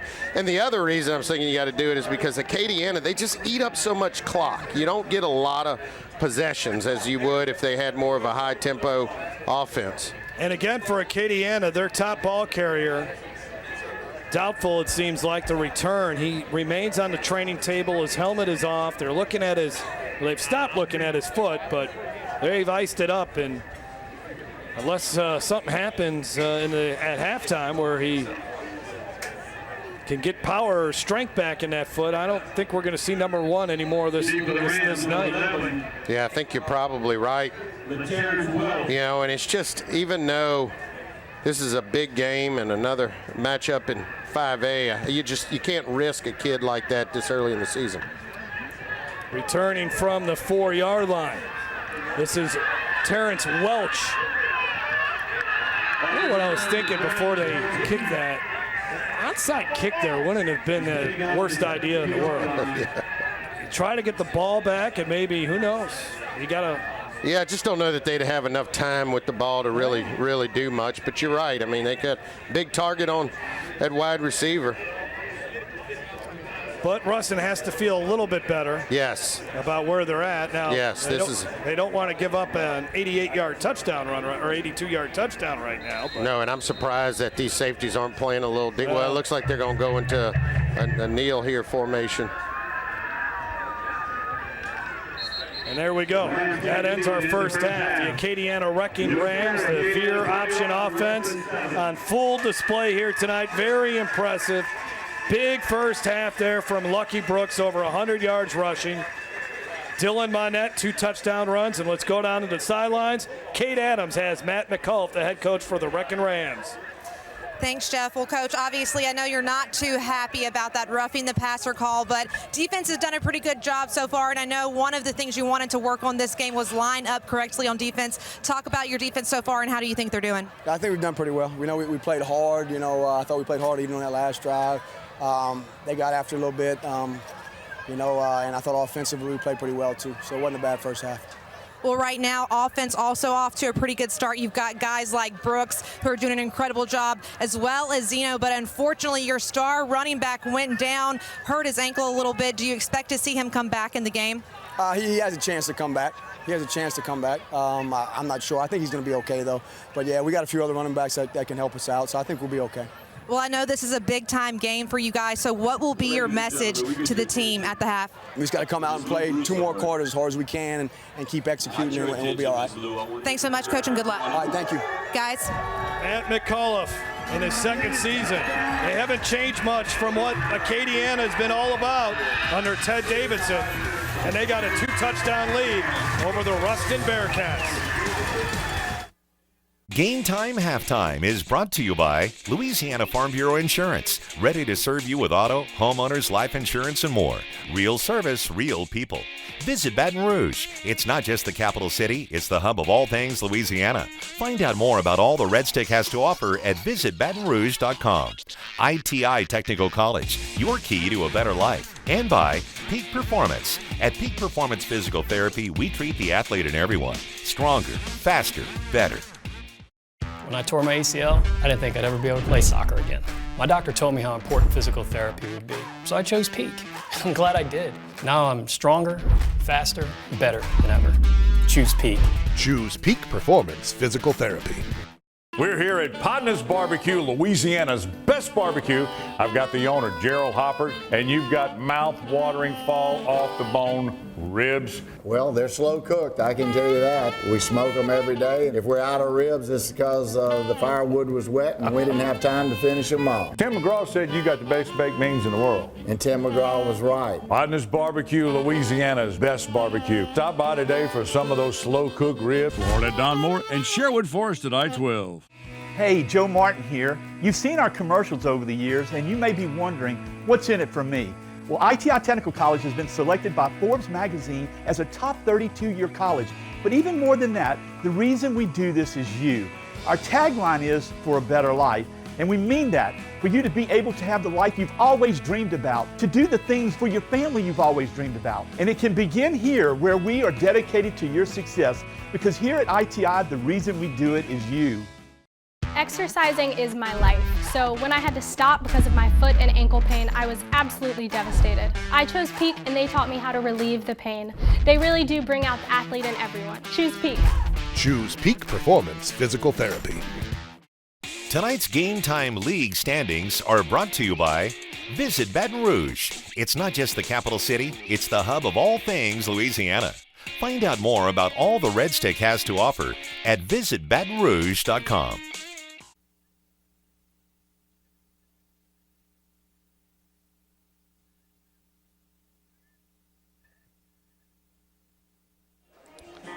Take a look at that full moon and get a good look at it. The last time there's been a full moon on Friday the 13th was October 13, 2000. The next time it will happen, August 13th, 2049. Is that how you say it, 2049, 2049? Next full moon on a Friday the 13th. All right, let's go back down to Kate Adams, who might have some better information for us. Thanks, guys. Well, I have got a a great pair of teachers right here with me. I've got April Winstead from Ruston High School and Scott Abear from Acadiana. I want to start with April first. April, what classes do you teach over at Ruston? I teach Biology 1, AP Biology, and Human Anatomy Physiology. Okay, so what is it that you do in all those big science classes to motivate your students? Well, we just try to make it fun and make it interesting so where they'll like to learn.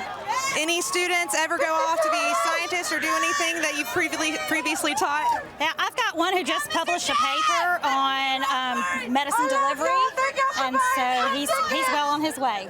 Well, always great to find new and innovative technology as we move forward to the future, especially with medicine delivery. So thank you for all that you do with your students, April. Thank you very much. And congratulations. All right, let's move over to Scott Abear. He is our Teacher of the Week for Acadiana High School. So, Scott, what classes is it that you teach?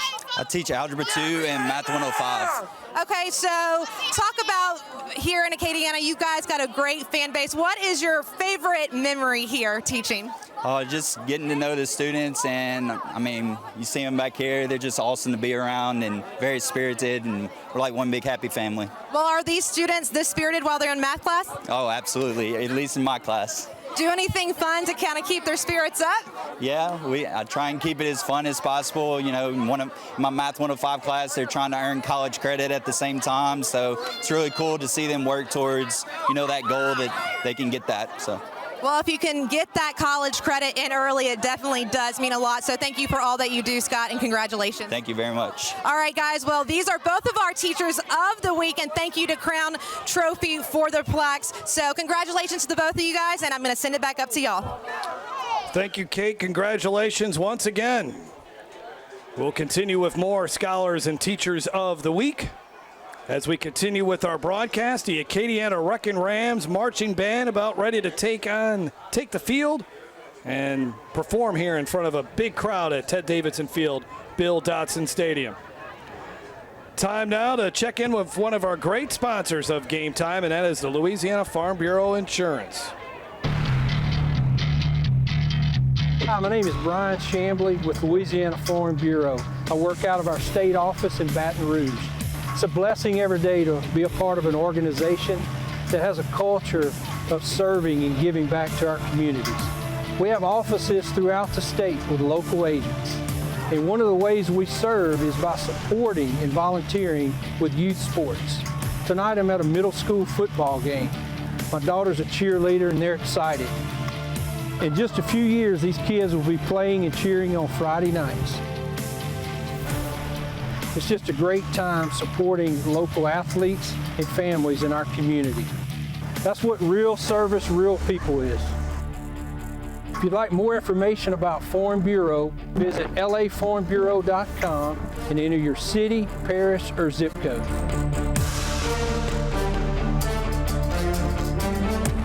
Well, I've had back pain now and then, but it got so bad I couldn't even bend over. I didn't want to resort to pain pills, so I chose Peak, hoping they could relieve the pain. They got me active again. I even lost weight. I believe in better. I chose Peak. Choose Peak Performance Physical Therapy. I'm Brett Favre. As a quarterback in the NFL, if I didn't stay focused, I ended up on my back or worse. Even the smallest distraction could make a good play or offensive drive come to an end. When you're in a car, the smallest distraction could end much more than a drive. It could end someone's life. Just like I refuse to lose on the field, I refuse to lose someone I love to distracted driving. And you should too. Focus on the road. Don't drive distracted. A message from Farm Bureau Insurance. Welcome to Monogram Express, a unique embroidery boutique specializing in personalized and one-of-a-kind gift ideas. Gifts for babies, children, ladies, and even men, we have you covered. Equipped with state-of-the-art embroidery machines, along with an experienced client-focused staff serving you 6 days a week. Check out the area's largest selection of letters, designs, and thread colors. We're your one-stop embroidery shop, handling personal, corporate, team, and school logos, and you're welcome to bring in your own items. Conveniently located at 2109 Veterans. Monogram Express makes your ordinary gifts extraordinary. Attention to detail makes the world go round. At Baker Printing, our approach to the printing business is very simple. Treat it as if it were your own. That's not always an easy job, but it comes from the top down in our company. We thrive on the unique jobs. Bottom line, we take care of our customers' projects as if they were our very own. At Baker Printing, attention to detail makes our world go round. I spent years suffering from knee pain, so I decided to have replacement surgery. My doctor did a great job, and he allowed me to choose Peak for my PT.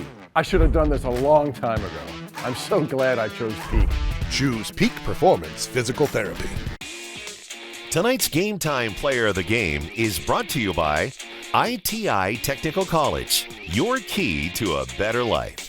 Check out the stories behind the games. Visit yourview.com/Louisiana. 21-7 is our halftime score. Acadiana leading Ruston. Let's now find out who our Scholars of the Week are, and for that, let's send it back down to the field and Kate Adams.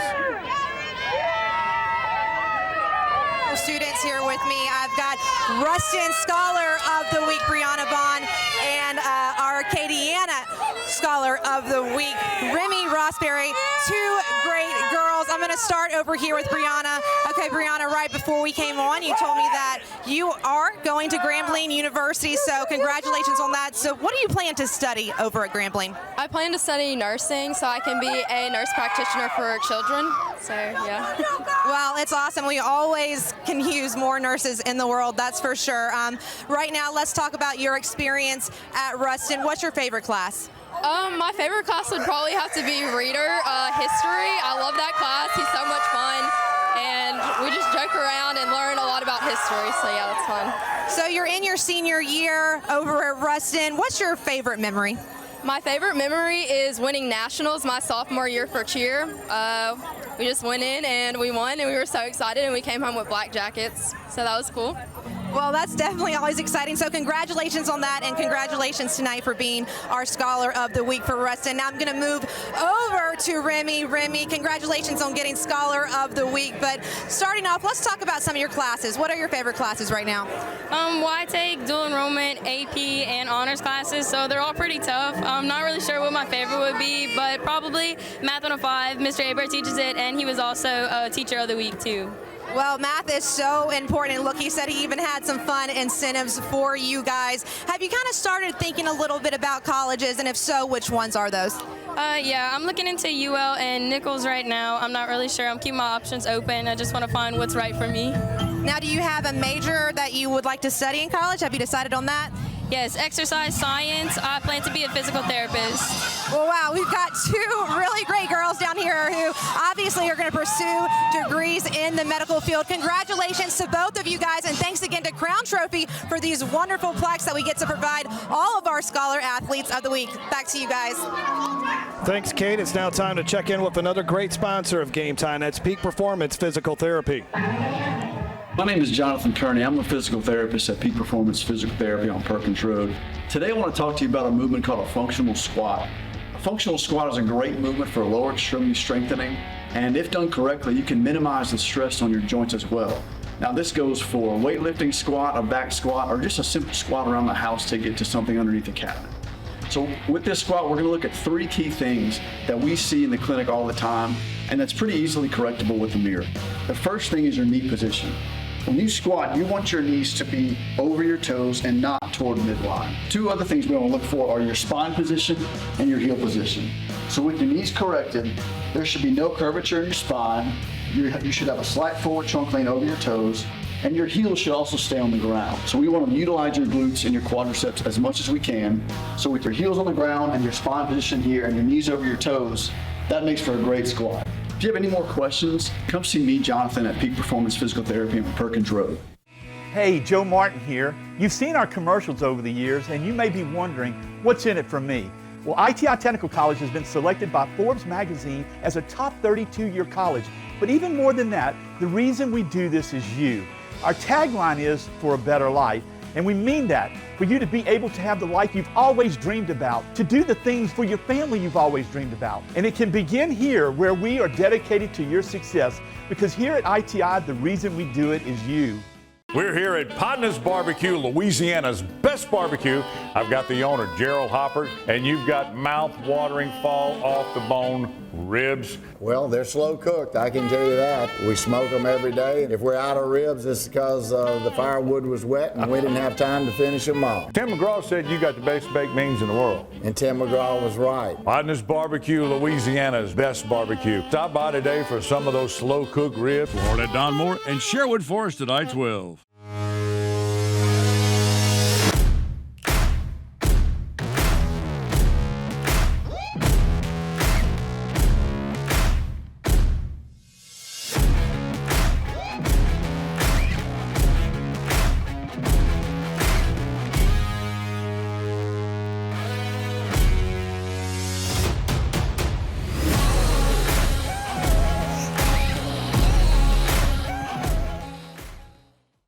I'm Brett Favre. As a quarterback in the NFL, if I didn't stay focused, I ended up on my back or worse. Even the smallest distraction could make a good play or offensive drive come to an end. When you're in a car, the smallest distraction could end much more than a drive. It could end someone's life. Just like I refuse to lose on the field, I refuse to lose someone I love to distracted driving. And you should too. Focus on the road. Don't drive distracted. A message from Farm Bureau Insurance. Back in Scott, Louisiana, as the Acadiana Wreckin Rams leading the Ruston Bearcats 21-7. This is game time on YurView. Jeff Palermo along with Jason DeQuare from a cramped press box. They're getting a new press box next year, so we'll hopefully be back next year to check. Looking forward to that. A little cooler press box too, right? Yeah.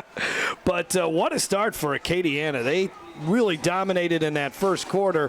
They're up by 2 touchdowns as Ruston got a big touchdown there right before halftime. Yeah, no, the veer option was in full effect at the beginning of this game and in the first half. The only problem they had was their star running back went out, Dylan Minette. Hopefully he's okay, but I'll tell you what, Ruston struggled through that first half, but towards the end of it, started piecing some things together, started getting some good offensive plays and able to put one in the end zone and get the ball back next coming out of this half, so they have an opportunity to get back in this football game.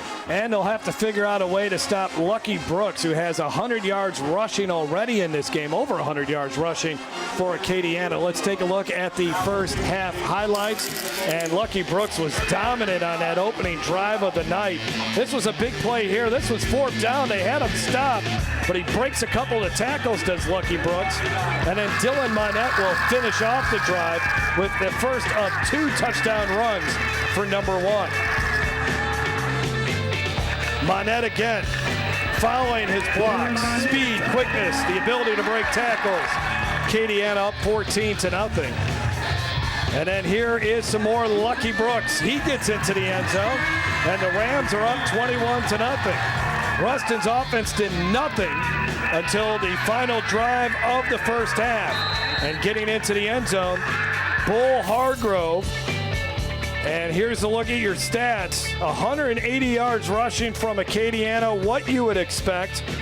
The 2 penalties, though, for the Wreckin Rams, both of them occurring on that last drive of the first half for Ruston, including a key roughing a passer penalty on 4th down, and that's a big reason why the Bearcats have 7 points on the board. Yeah, it kept that drive alive and able to get in the end zone, and then you see for Acadiana, only completed 2 passes, and I tell you what, that's actually how you know this offense is working, is because they have not had to put the ball up in the air a lot.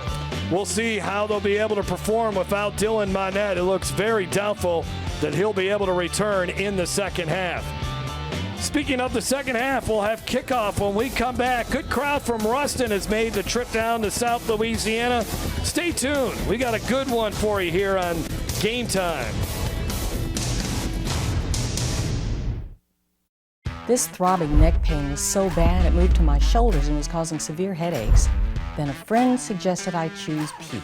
2 weeks later, the pain was completely gone. So glad I chose Peak. Choose Peak Performance Physical Therapy. Hey, Joe Martin here. You've seen our commercials over the years, and you may be wondering, what's in it for me? Well, ITI Technical College has been selected by Forbes magazine as a top 32-year college. But even more than that, the reason we do this is you. Our tagline is, for a better life. And we mean that, for you to be able to have the life you've always dreamed about, to do the things for your family you've always dreamed about. And it can begin here, where we are dedicated to your success, because here at ITI, the reason we do it is you. We're here at Podna's Barbecue, Louisiana's best barbecue. I've got the owner, Gerald Hopper, and you've got mouth-watering, fall-off-the-bone ribs. Well, they're slow cooked, I can tell you that. We smoke them every day. If we're out of ribs, it's because the firewood was wet and we didn't have time to finish them off. Tim McGraw said you got the best baked beans in the world. And Tim McGraw was right. Podna's Barbecue, Louisiana's best barbecue. Stop by today for some of those slow-cooked ribs. Florida Donmore and Sherwood Forest at I-12. Do you need to say great job, congratulations, or way to go? Crown Trophy on Sherwood Forest Boulevard in Baton Rouge has the trophy, plaque, acrylic, or crystal award you're looking for. Whether it's for your team, business, or church, come to Crown Trophy.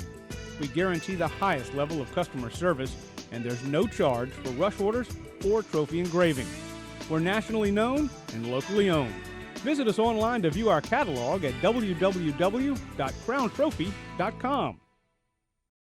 My shoulder pain got so bad I couldn't lift anything overhead. So I chose Peak Performance, and I can't believe how much better I am now. Peak really does get you back into the game of life. Choose Peak. Choose Peak Performance Physical Therapy.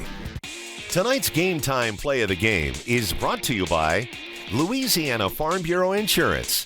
Ready to serve you with auto insurance, homeowners insurance, life insurance, and more. Real service, real people. Ruston Bearcats heading back to their sidelines after the halftime break. They did not go to the locker room. They don't have a visiting locker room here. So didn't have to worry about air conditioning, Jason, inside their locker room. Jared Bow, again, I think has to feel pretty good. The fact that he's only down by 2 touchdowns and they're getting the ball back here. But a big storyline right now is Dylan Monette. Yeah, that's right. I mean, we're not exactly sure what the injury was, but we did see him take out a pair of crutches at the half. And I think we have another look at it here on the replay. And just trying to make a cut right there. And you can see after he made that cut, I really think he went down on his own. And, ooh, you know, it's hard to say. I know you're thinking maybe Achilles, Jeff. Well, not sure if it's high ankle sprain or what it may be. You just don't like seeing the foot kind of snap like that. No. And I don't think we'll be seeing Dylan Monette in the second half. So that changes the complexion of the game. There's no doubt about that.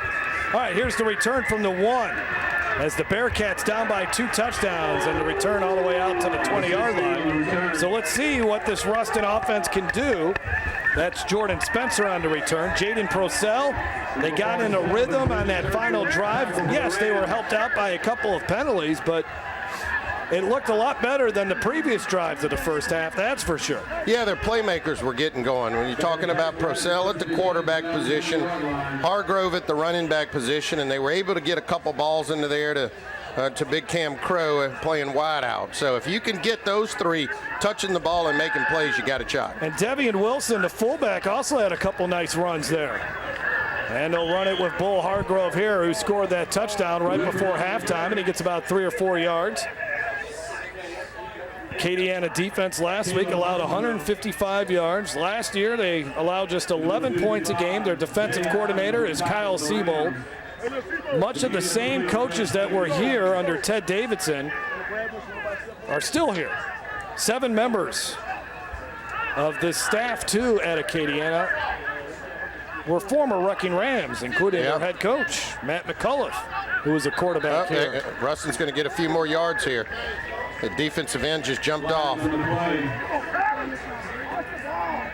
That would be the 3rd penalty on Acadiana. Encroachment, number 2 on the defense, 5 yards.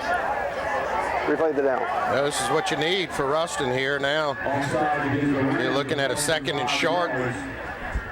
Well, last week in our game against Lafayette Christian and Westgate, we didn't see many penalties in the first half. And then with the heat, the second half, it really deteriorated. A lot more penalties in that second half, and you just wonder, now that these guys have been out here for a while, and the fatigue starts to set in a little bit, that should be enough for a first down if these guys could be as disciplined as they were in the first 24 minutes of this game. That was Wilson on the carry. Yeah, the Ruston offense kind of Kind of reminds you a little bit of how the LSU offense used to be. And getting that eye, they love to run power, line up 2 wides and try to get the football to your playmakers at times. From the 31-yard line, again, Bull Hargrove, the tailback here. Play action fake. Oh, now they pitch it out to B.J. Green. He's got to make one guy miss, and he did. And he's all the way up to the 47-yard line. That's the second time that they have run a reverse with B.J. Green, and this time it picks up 16 yards. Well, when you got a defense that's pursuing hard one way and trying to stop that run game, you then hit them with a little misdirection, and it looks like B.J. Williams may have gotten hurt on that play too there as he comes off, but able to break that tackle and really pick up a valuable yardage. From the 46, Jaden Procell was 5 of 9 for 41 yards in that first half. Let's see what he does here on 1st down and 10 from the 46, and he will throw it. Double coverage and nearly intercepted. Good coverage defensively. That's Terrence Welch, who's a good one, trying to get the football to Cam Crow. Let's go down to the sidelines of Kate Adams. Well, I had a chance to catch up with Coach Ball at the half, and I asked him, what was your message to the team? He actually hadn't even told him yet, but his message was going to be basically everything I told you guys not to do, you did in the first half. So you can't do that again in the second half. You've got to do the best you can to stop the run. Acadiana with some really talented backs, and look, he just wants them to clean up on offense, but he was very pleased that they were able to put some points on the board at the end of the half. Back to you guys. Acadiana is pleased that Theus Figueroa is back in the football game. We saw him get banged up in the first half. He made the tackle there, bringing up 3rd down and 11 now for Ruston. Ruston had 244 yards of offense. Last week, what really hurt him against Neville, they gave up 2 defensive touchdowns, and then they missed an extra point. It was a 1-point loss to Neville. Procell fires incomplete. Good coverage once again by Caleb Arsenault, a returning starter at linebacker, and Ruston will have to punt on their opening drive of the second half. Intended for Trey Griffin.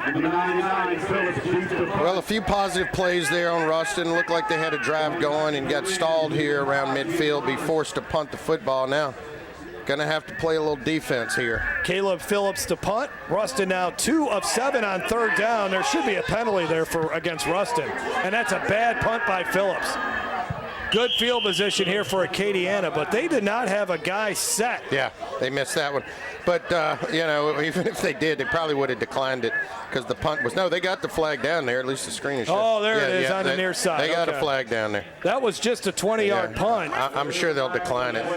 Well, Phillips has been either feast or famine tonight. He had a 59-yard punt in the first half, and he also had another 20-plus punt, and now he's got a 20-yard punt. So now they got to determine where they want the football. I would think you decline. Yeah, absolutely. During the kick, we had illegal motion by the offense. That'll be a 5-yard penalty at the end of the kick. 1st down. Oh, even better to get it after the punt went out of bounds. So let's see this Acadiana offense now work. Again, Dylan Monette not on the field. I don't even see him on the sidelines anymore. He may have taken the jersey off, and so it's going to be marked at the 43-yard line here. So your running backs for Acadiana, it's going to be Zeno and Brooks. Brooks rushed for 106 yards in the first half. Monette 47 yards. And Zeno's going to get hit behind the line of scrimmage. Very few negative plays offensively for Acadiana, but there is one. Jordan Williams gets back and makes a tackle behind the line of scrimmage. He had 3 tackles for a loss last year, 2 last week, and he gets one there, and it's 2nd down and 13. Yeah, and the good news for Ruston is Burks seems like he was able to shake his injury, and he is back in the football game. Yeah, Chop Burks on that defensive line. Jalen Penagar is also a guy that they're really anticipating big things from. He had 7 sacks a season ago. 2nd down and 13, full house backfield here. They run the option, and here is the pitch to Zeno. Zeno gets close to the 50-yard line before he gets tripped up, and now he is holding his leg. Oh, boy. Man. 8-yard run for Zeno, but there's concern about him being down on the field. And I think Ruston sideline was yelling because that ball may have come out but went out of bounds. Let's see if we can see. It looks like he left his feet a little bit, got up airborne, and that's where he got hit right there. Yeah, and that ball does come out. And it ends up out of bounds. Anytime you leave your feet like that as a running back, you don't know if it's the contact you take in the air or how you land. So while they work on him, we'll take a break. That's Tyvin Zeno, another Acadiana running back, down on the ground here. Third down coming up for the Rams on Game Time. Hey, Joe Martin here. You've seen our commercials over the years, and you may be wondering, what's in it for me? Well, ITI Technical College has been selected by Forbes magazine as a top 32-year college. But even more than that, the reason we do this is you. Our tagline is for a better life, and we mean that, for you to be able to have the life you've always dreamed about, to do the things for your family you've always dreamed about. And it can begin here, where we are dedicated to your success, because here at ITI, the reason we do it is you. I'm Brett Favre. As a quarterback in the NFL, if I didn't stay focused, I ended up on my back or worse. Even the smallest distraction could make a good play or offensive drive come to an end. When you're in a car, the smallest distraction could end much more than a drive. It could end someone's life. Just like I refuse to lose on the field, I refuse to lose someone I love to distracted driving. And you should too. Focus on the road. Don't drive distracted. A message from Farm Bureau Insurance. Still on the ground is Tyvin Zeno. Acadiana's already lost Dylan Monette to an injury. Matt McCullough said, hey, we got plenty of guys that can run the ball, but I don't think he wants to really test that. Yeah, and it looks like it may be a cramp. The way they're stretching it out there.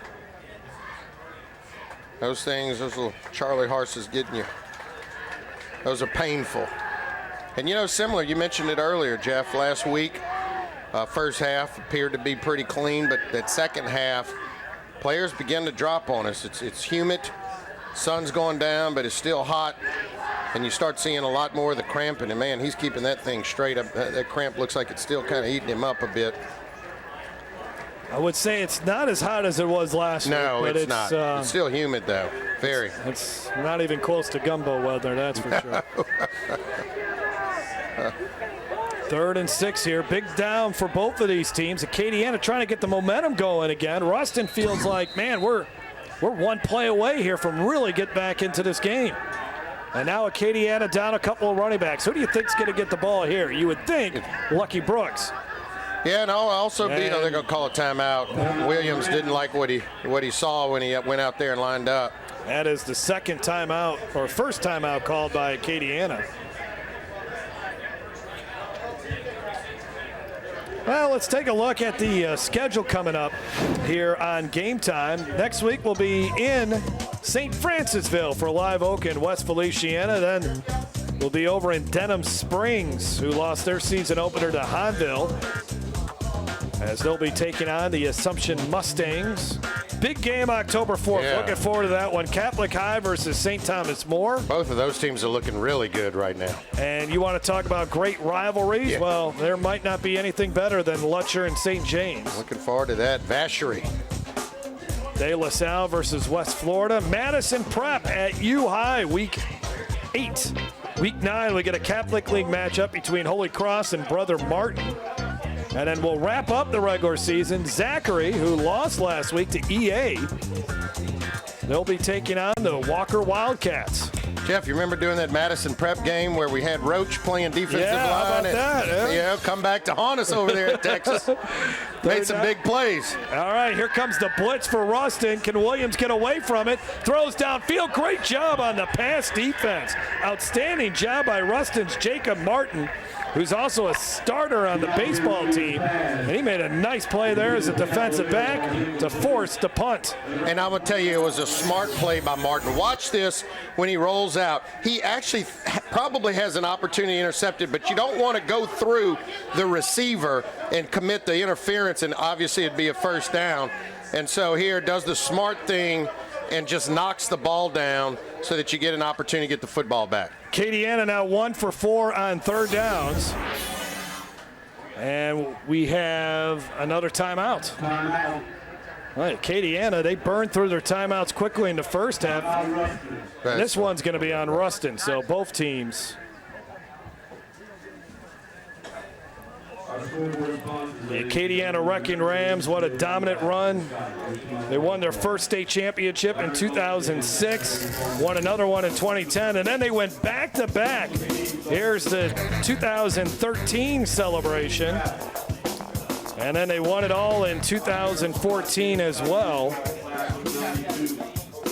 They put up 77 points, I believe it was, 77 points against Parkway in one of those 5A state championship games. Highest scoring game in Prep Classic history. Who says the option wasn't the highest scoring offense? Yeah, that was against, I remember calling that game. That was Brandon Harris in the Parkway Panthers. And that was I mean, Acadiana, you want to talk about the veer, just being unstoppable. I mean, they had 70-yard touchdown runs, 60-yard touchdown runs. It was a sight to be seen. And Ted Davidson now is enjoying the cooler weather in Michigan. He spends his summers up there. He's actually heading back to Louisiana. He might want to wait another week or two. He's trying to stay out of the heat. But he is enjoying retirement up in Michigan during the summers. Does a lot of dog competitions, into the dog training type stuff. So, but Ted Davidson, man, what a run here at Acadiana. 154 wins in 14 seasons, 6 trips to the Dome. Play action fake here for Procell, and they do have a play developing here. Devian Wilson up to the 18-yard line before he's brought down by Jermaine Paris. And it's close to a first down. Might be enough for a first down. We'll have to see where they spot the football. They spot it at the 18, and they will move the chains. I'm really impressed with Wilson. He's got good size. He's just a sophomore. So, I mean, you're just thinking, God, what we're going to be able to get out of him for the next 2 years. He can block well, run the football. You've seen him catch it a couple times. This guy's going to be the real deal. 1st and 10 at the 18-yard line. Up the middle here with Bull, and he is met by Derek Bercier. What a great job by the linebacker to fill that hole. Only a gain of a yard. This is textbook linebacker play by Derek Bercier. And these are the kind of players that Acadiana has developed. They haven't put too many guys in division. I mean, they had Allie Broussard, Micah Eugene. But they've had a lot of just great high school football players over the year, and Bercier is certainly in that conversation. Setting up the screen to Trey Griffin. Griffin, not much running room there as Acadiana defended it well, and there's Bercier making another tackle. Brings up 3rd and long now for Ruston.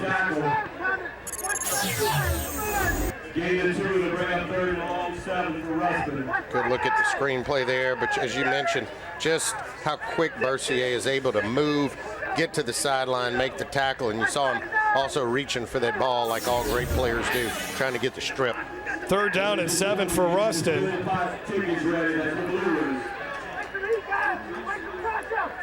Procell checks the sidelines, now surveys the defense. Over the middle, caught in stride. Hargrove to the 50, to the 40. It's a foot race, forget about it. Bearcats back into the end zone, and we have a 1-score game on the 79-yard touchdown pass. Jaden Procell to Bull Hargrove. Wow, this is what Procell brings to this offense when he's on it.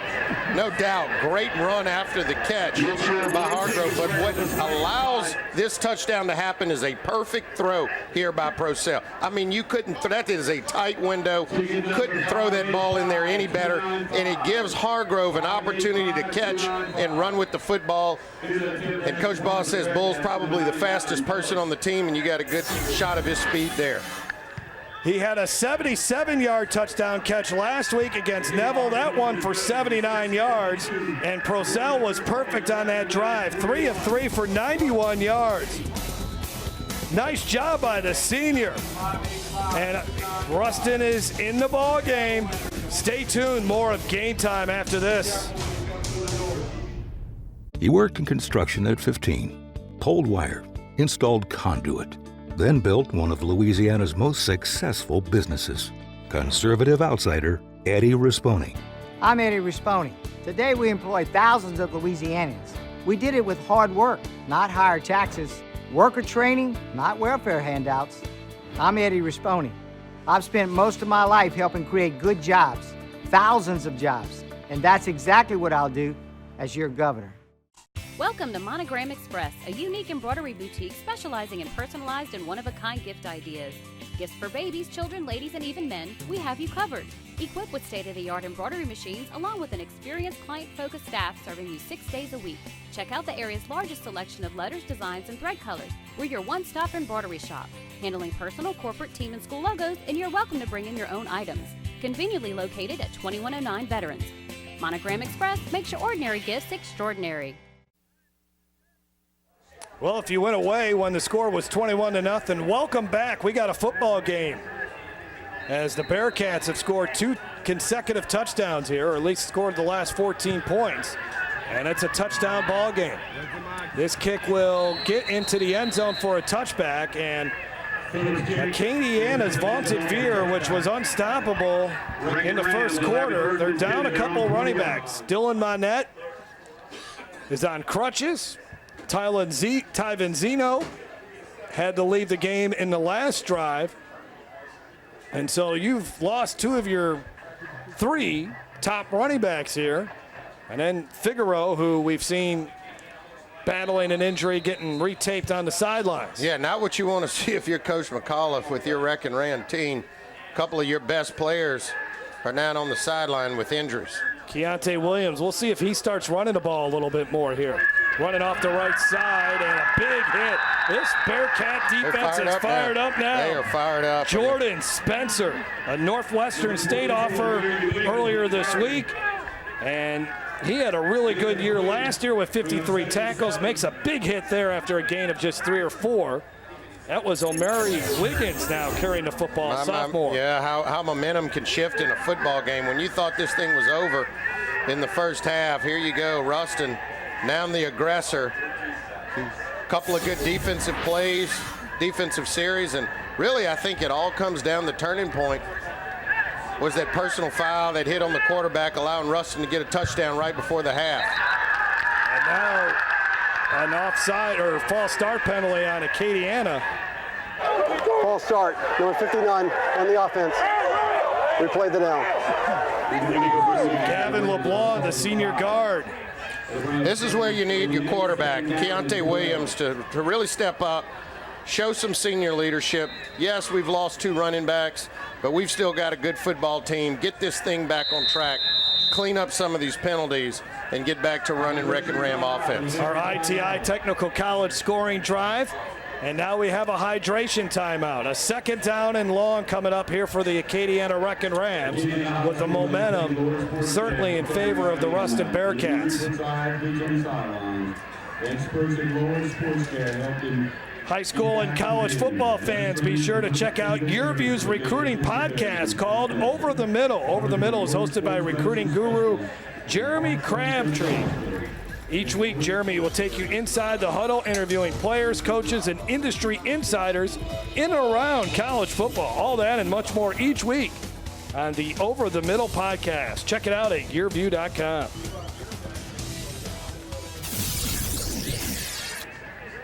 Well, Coach Paul had a nightmarish first quarter. His team could not do anything right. Yeah, the body language has changed on that sideline. They're all fired up. See some more smiles over there. Sideline into the game. How about this stat from our statistician, Tommy Cooper? At one time, Acadiana had 11 first downs to Ruston's 1. Yeah. Now Acadiana still has 11 first downs, but Ruston has 10. Wow. That's that momentum shift. They run the option, the pitch, the ball on the ground. Bearcats pick it up. Touchdown. And it's a touchdown, and we're 1 point away from a tie ball game. Unbelievable. Jordan Williams gets into the end zone. And this thing is just falling apart for the Wreckin' Rams. This is basically 3 unanswered touchdowns in about 7 minutes. You go back to the touchdown right before the half, and then 2 here in the outset of the third quarter, and this Wreckin' Ram team has just come out flat in the second half. I don't think it's flat. There's a big drop-off in personnel right now.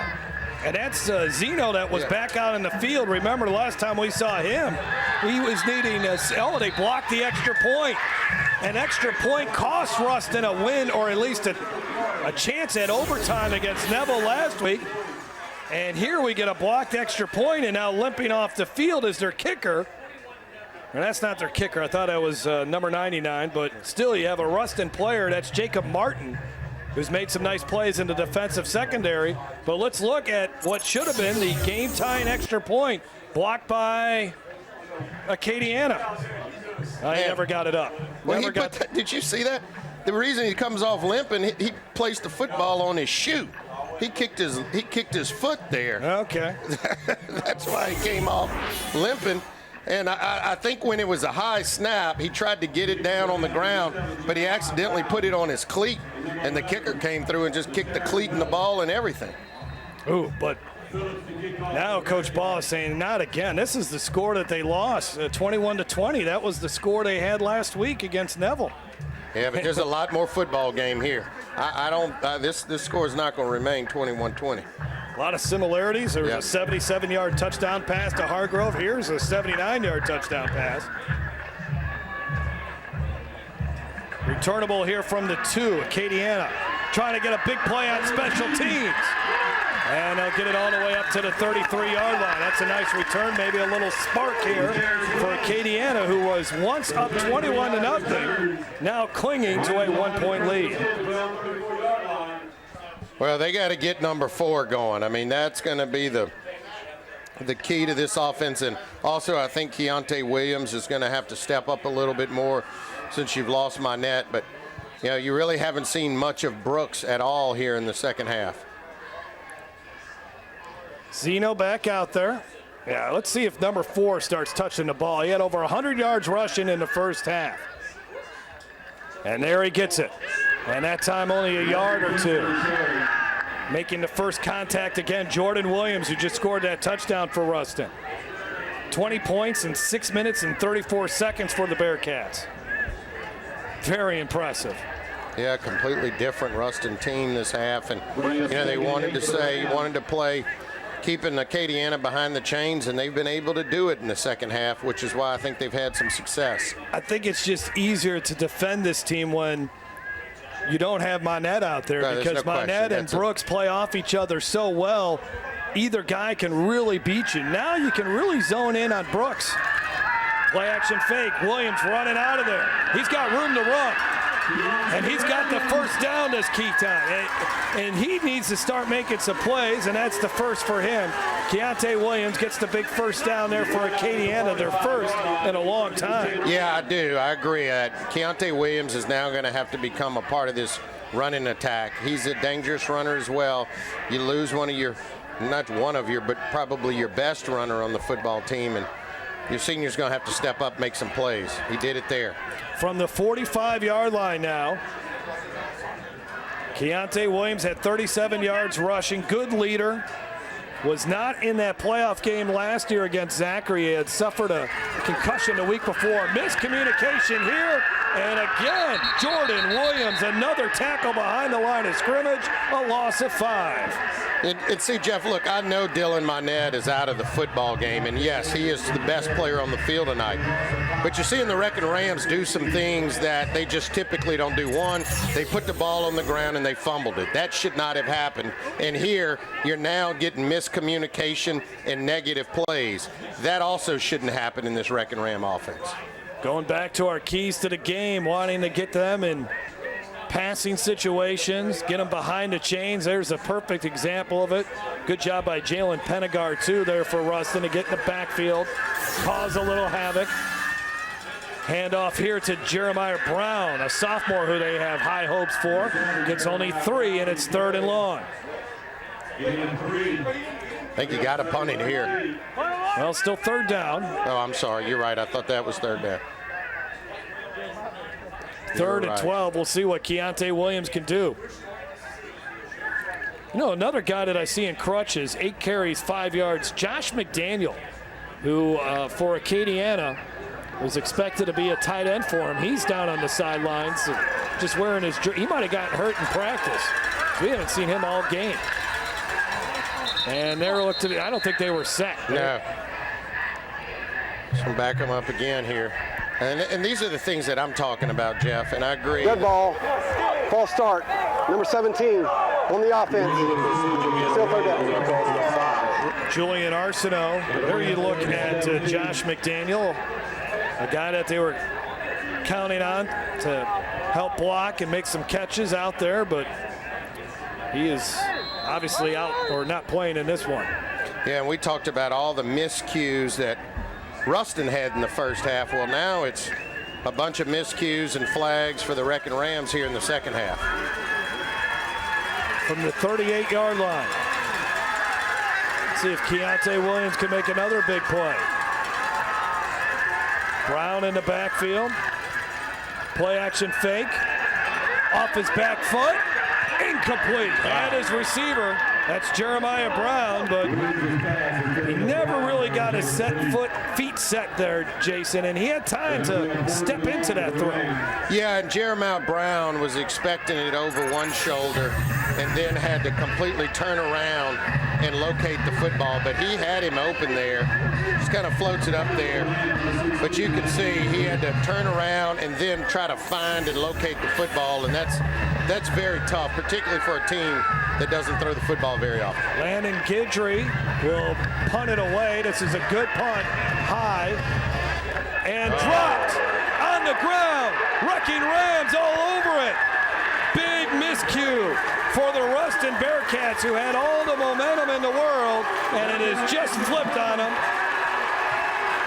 Well, I could tell with this football and the height that the punt returner there had trouble locating the football. You could see he was not sure when he was going there to catch the football, and just, I don't know if he lost it in the lights or what. Dylan Rome. But you can see right here, he was already losing his balance before the ball came down just because he could not locate it. Dylan Rohn could not make the play, and Dalen Williams, a senior reserve defensive back for Acadiana, got down there and recovered it. And all of a sudden, 1st and 10 from the 14, but no running room for Lucky Brooks as he gets thrown to the ground by Chop Burks. Well, Burks looks healthy for sure. I mean, his is a big tackle. He wrapped up and just nowhere for Brooks to go there. He's playing a heck of a ball game. Big guy right there and plugging those gaps, and that's what you have to do against Acadiana. What a third quarter here. We've seen some crazy plays. 79-yard touchdown catch, pass play, fumble, scooping a score, and there the muff punt giving Acadiana possession inside the Ruston red zone. Second down, the pitch to Lucky Brooks. Not much running room there as he's banged out of bounds by Greg Prince. Like Les Miles used to, the sincerity of my contact. Boy, that was a collision down there on the sidelines, and both of these teams are getting after it, but watch here. Williams able to get the pitch out while he was being tackled, but boom, there's a big-time collision right there. Guidry is a decent kicker. He's improved over last year, so if they have to kick a field goal, I think they'll go to him if it's 4th and long. Yeah, because it would put the game, outside of a field goal to tie it. On the move here, and Brooks catches it and nearly had the ball stripped from him. He's shy of the first down. Well, he's shy of a lot. He barely got to the line of scrimmage. Boy, this could have been picked off. It was almost like a 50-50 ball out there in the flat. Jason, he needed to throw this ball a lot sooner. Watch. Yeah, he hasn't, but watch here. I mean, that ball came out wobbly, and lucky that thing did not get picked off. Almost stepped in front of it there. I think Acadiana's going to go for it here. That's Katravian Wright, who nearly got the interception. And I think the Wreckin Rams are going to use the timeout, and they will. That'll give them just one more with 1:23 left to go in the third quarter, and the Rams up by just 1 point over Ruston. Well, with it being 4th down here, you want to try to... Here comes the field goal unit. Dial up something special. Guidry's got the tee in his hand. He's walking out there. So unless he knows something that the rest of the team doesn't know, I think they're going to try to kick the field goal.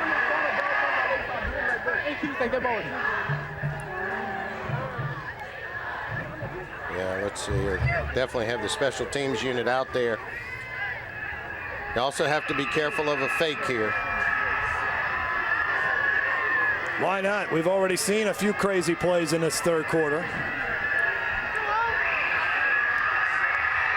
Guidry has been perfect on his extra points this season, 5 for 5. This will be his first field goal attempt of the season, and it's going to be from 28 yards out. Now Ruston's going to blow it up the right side and bring some pressure. You got to make sure that you do not run into the kicker here and give Acadiana an easy first down.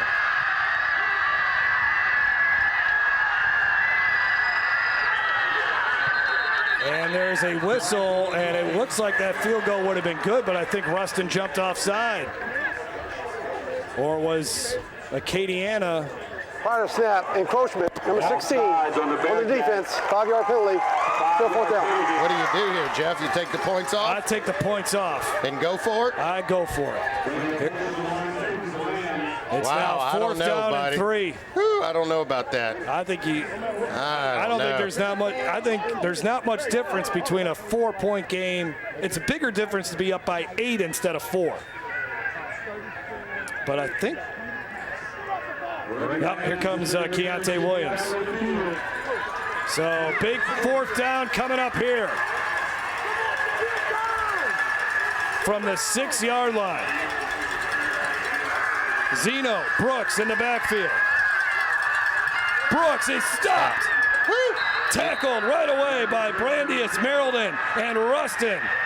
Almost like the LSU Tigers defense last week against Texas. A big stop inside the 10-yard line. And let's see if this comes back to bite Acadiana, but there's sort of a golden rule, particularly this early in the game. You just typically don't take points off the board. I get it that it's 4th and 2, but now instead of going up by 4, it's a one-point game, and Ruston could actually take the lead with a field goal. Let's see if Ruston throws the ball here deep in their own end. They just connected on their last offensive play on a 79-yard touchdown pass, and Coach McCullough wishes he was in Michigan right now. Here's a big run up the middle. This is Trey Griffin all the way up to the 35-yard line. Ian Motts to tackle, and the Bearcats are rolling. 29 yards for Griffin. Well, Trey Griffin just showed me something there. He's got some speed. He hit that hole pretty good, and tell you what, when he got in the open field, he looked pretty quick out there. Made a nice move on Jeremiah Brown. And just a tackle away from taking that to the house. From the 35-yard line is Ruston. Once down 21-0. Has a chance to take a lead. They go deep, downfield, and what a grab! Wow. What a grab! Wow. Cam Crow dropped one earlier, but man, did he make up for it right there. That was highlight film worthy. Well, and it took all of his 6'5" frame to get to this football. If he was 6'4½", he wouldn't have caught this, but I tell you what, he lays out and just makes a beautiful catch on the 32 football. yards. Look at this here, full extension, and pulls it in. I don't think we'll see a better catch this season. No, that's terrific there. From the 33-yard line. They check with the sidelines as they run out of the I formation. Wilson, the fullback. Right up the middle, another good run for Ruston, about 7 yards for Bull Hargrove. Kendrick Richard on the tackle. 2nd down and 4. And that's the end of the third quarter.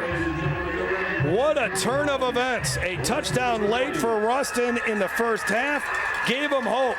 And 2 more touchdowns here in the third quarter. And they are on the verge of knocking off one of the best teams in Class 5A, the Acadiana Wreckin Rams. 12 more minutes to go from South Louisiana. This is game time. When I tore my ACL, I didn't think I'd ever be able to play soccer again. My doctor told me how important physical therapy would be, so I chose Peak. I'm glad I did. Now I'm stronger, faster, better than ever. Choose Peak. Choose Peak Performance Physical Therapy. We're here at Podnas Barbecue, Louisiana's best barbecue. I've got the owner, Gerald Hopper, and you've got mouth-watering, fall-off-the-bone ribs. Well, they're slow cooked, I can tell you that. We smoke them every day. If we're out of ribs, it's because the firewood was wet and we didn't have time to finish them off. Tim McGraw said you got the best baked beans in the world. And Tim McGraw was right. Podnas Barbecue, Louisiana's best barbecue. Stop by today for some of those slow-cooked ribs. Florida Don Moore and Sherwood Forest at I-12. Senior Medicare Patrol is a federally funded program of the Administration for Community Living. In Louisiana, Florida, Mississippi, and Wisconsin, Senior Medicare Patrol is sponsored by EQ Health Solutions. Our mission is to empower and assist Medicare beneficiaries, their families, and caregivers to prevent, detect, and report healthcare fraud, errors, and abuse through outreach, counseling, and education. You should also call 877-272-8720 or visit stopmedicarefraud.org for more information. Exercising is my life, so when I had to stop because of my foot and ankle pain, I was absolutely devastated. I chose Peak and they taught me how to relieve the pain. They really do bring out the athlete in everyone. Choose Peak. Choose Peak Performance Physical Therapy. Start of the fourth quarter, and it's a one-point game, week 2 of the high school football season. Acadiana ranked number 7 in 5A, according to the Louisiana Sports Writers Association, trying to hold on here. Ruston once down 3 touchdowns. Here's the pitch to Hargrove. Hargrove's got the first down and then picks up a few more yards to about the 20. And Hargrove, who had a 79-yard touchdown catch in the third quarter, the big offensive play for Ruston, and picks up the first down here. Yeah, right here, a little reverse pivot and pitch there, and Hargrove trying to tightrope the sideline. And number 60, DJ Woods, offensive lineman, helmet came off, so got to get a new lineman in there. How about Procell the last 2 drives? 4 for 4 for 123 yards. 1st and 10 at the 20-yard line. Hargrove gets hit and behind the line of scrimmage, and that was Figueroa. They needed their all-district defensive end to make a play, and he certainly did there. First negative play offensively for Ruston in a while. He gets off the ball so quick. He tried to run a trap there. Yeah, and he blew that up. Just shelled his man and able to get in the backfield and just caused a lot of damage back there. But the guard pulling, Jeb White, never was able to get there quick enough. 2nd down and 13. Play action fake, the pass out, and it's caught by Wilson. He gets hammered. Loss of a couple of yards. A couple of Wreckin Rams there defensively. Jeremiah Brown, Derek Bercier, but good pressure on Procell. Forced him to throw that ball sooner than he wanted to. Well, here you go. Just again, good pursuit, trying to get the ball out in the flat. They've had success with that play a couple times. Not that time. A lot of speed on the Wreckin Ram defense. Now you got to be thinking, even if I don't get the first down, let me get a ball down in there where I can at least get a field goal off in field goal range and try to go up in this football game. Figueroa, nice job there for Acadiana, did not hit Procell. There's a whistle here, maybe a timeout by Ruston, and yes, that's what we got. That gives the Bearcats just one timeout. Let's take a look at how Ruston got back into this game. Remember, they scored a touchdown right before halftime, but in the second half, they really dominated this third quarter. This was the big 79-yard touchdown pass. What a throw by Procell to Bull Hargrove, who then outruns the Acadiana secondary into the end zone. That made it 21-14. Big mistake here. Ball on the ground. Ruston's Jordan Williams picks it up into the end zone. There was a blocked extra point, and then on 4th down there, Ruston with the stop, and then how about this pass to Crows? All the way down into Acadiana territory, and the drive is still alive here for Ruston, but it's 3rd down and long for the Bearcats. Well, and I believe you're already in field goal range for Phillips. They say he can hit it from about 50, so right now it'd be about a 41, 42-yard field goal. Obviously, you want to try to get a first down here, but if not, you may be able to run your field goal team out here. On third down, Procell has time to throw. Pump fakes, knocked away. Good defense by Caleb Arsenault. And we'll see what Jared Ball decides to do. Does he bring Caleb Phillips out there? You got to try to go up in the football game here. And this would be a 41-yard field goal. You mentioned it, Jason. They think he can connect from 50 yards, so 41 is certainly within his range. He tried one last week from 50. Good snap, good hold. It's got the distance, but no good. He just pulled it a little bit, just kind of hooked it. You can see the ball spinning kind of more side than end over end, and that normally reflects that you just pull that football. Had plenty of distance though. Watch here. You can see the rotation. It's more on the side there, and he just pulls it left.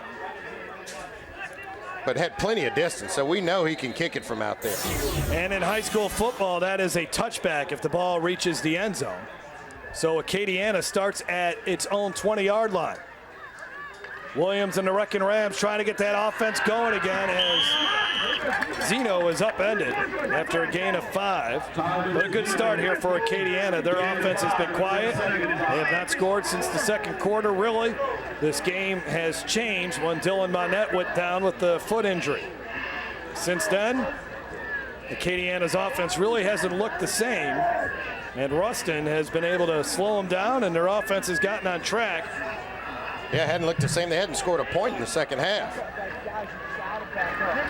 First down of the second half from the 25. Remember, they had the ball inside the red zone after the muff punt. Good run there off the right side. Maybe Acadiana has found something here. Another good run for Zeno, and that gets him the first down. There's Monette. All he can do is watch. What a fantastic running back. We were so forward to looking so forward to seeing him tonight. He scored 2 touchdowns in the first quarter, but a big foot injury in the second quarter, and it really has changed the complexion of this game. Yeah, and I'm not a doctor, Jeff, but when you see those things under his arm, those crutches, that's not a good sign. From the 34-yard line, here's Lucky Brooks. And Brooks gets close to the 40, gain of 5, and now we're starting to see that veer option offense do what it does, and that's pick up 3, 4, 5, 6 yards at a time. And that's exactly what Coach McCullum wants on this drive. Obviously, a little less than 9 minutes here, and they just want to chew this clock up. Obviously, put the ball in the end zone would require Ruston to get a touchdown and a 2-point conversion. So they want to try to chew up as much time. Long drive here, score, and then put the ball game in the hands of their defense. 2017, Acadiana beat Ruston 28-6 in the second down run. What a block. And this is a good run for Amari Wiggins. Up to the 49-yard line of Ruston. To play running back in this offense, you got to be willing to be a lead blocker and throw a block. If you're not the ball carrier, watch Zeno get out here and boom, just cleared that hole right there. And that's just the unselfish play, understanding the veer option and being willing to throw a block even if you're not the ball carrier. Up to the 48 is where they spotted after the 14-yard run. As I was mentioning, Acadiana won in 2017, 28-6. Last year was Acadiana winning 28-21 on the final play of the game. A Hail Mary from the 48. Another run off that right side. Like I said, they found something over there. Tyvin Zeno. Another first down run, and the Wreckin Rams are once again back inside Ruston territory, and they got a rhythm going now. Well, and this time they put 3 backs in the backfield. Arsenault was back there with them, and really those other backs just act like pulling guard. So you got the movement on the offensive line, but then you have the 2 backs not getting the ball, getting forward and making blocks too and clearing the way. And you're right, they've kind of found something in that power to the right side. From the 36 now. They try the left side, and Brooks banging off a Ruston defender who loses his helmet, gets to the 30-yard line. Having to sit out a play now is Contravian Wright because he lost his helmet. But 5-yard run, 6-yard run. And Acadiana's offense looks much better right now.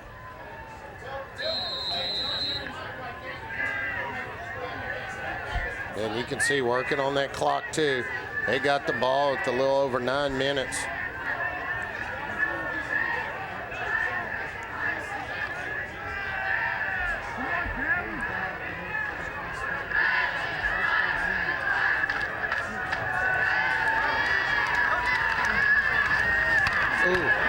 Second down and 5 and getting smacked. Yeah. Great job defensively. That was Harper coming up. Man, number 32 just comes up and delivers a blow in the backfield there. That's how you feel those gaps there. Third down and 4. There you look at Harper, 5'8" sophomore linebacker. Again, a lot of young players on this Ruston team trying to grow up in a hurry. Third down and 4. Up the middle, Lucky Brooks, first down to the 24-yard line.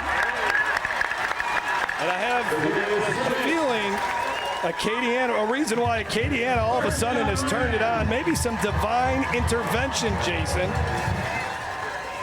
It's always good when you have the Lord on your side, right? Yeah. Well, I've seen sister at the game, and she's got the iPhone going. She's too. been texting all game. I don't want to ask who she's talking with. So. We'll take a break, a hydration timeout, and maybe a prayer will need to be sent for these two teams to try to pull this thing out.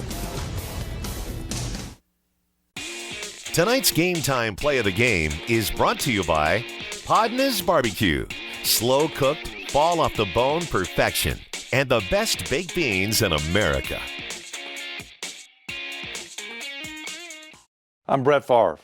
As a quarterback in the NFL, if I didn't stay focused, I ended up on my back or worse. Even the smallest distraction could make a good play or offensive drive come to an end. When you're in a car, the smallest distraction could end much more than a drive. It could end someone's life. Just like I refuse to lose on the field, I refuse to lose someone I love to distracted driving. And you should too. Focus on the road. Don't drive distracted. A message from Farm Bureau Insurance.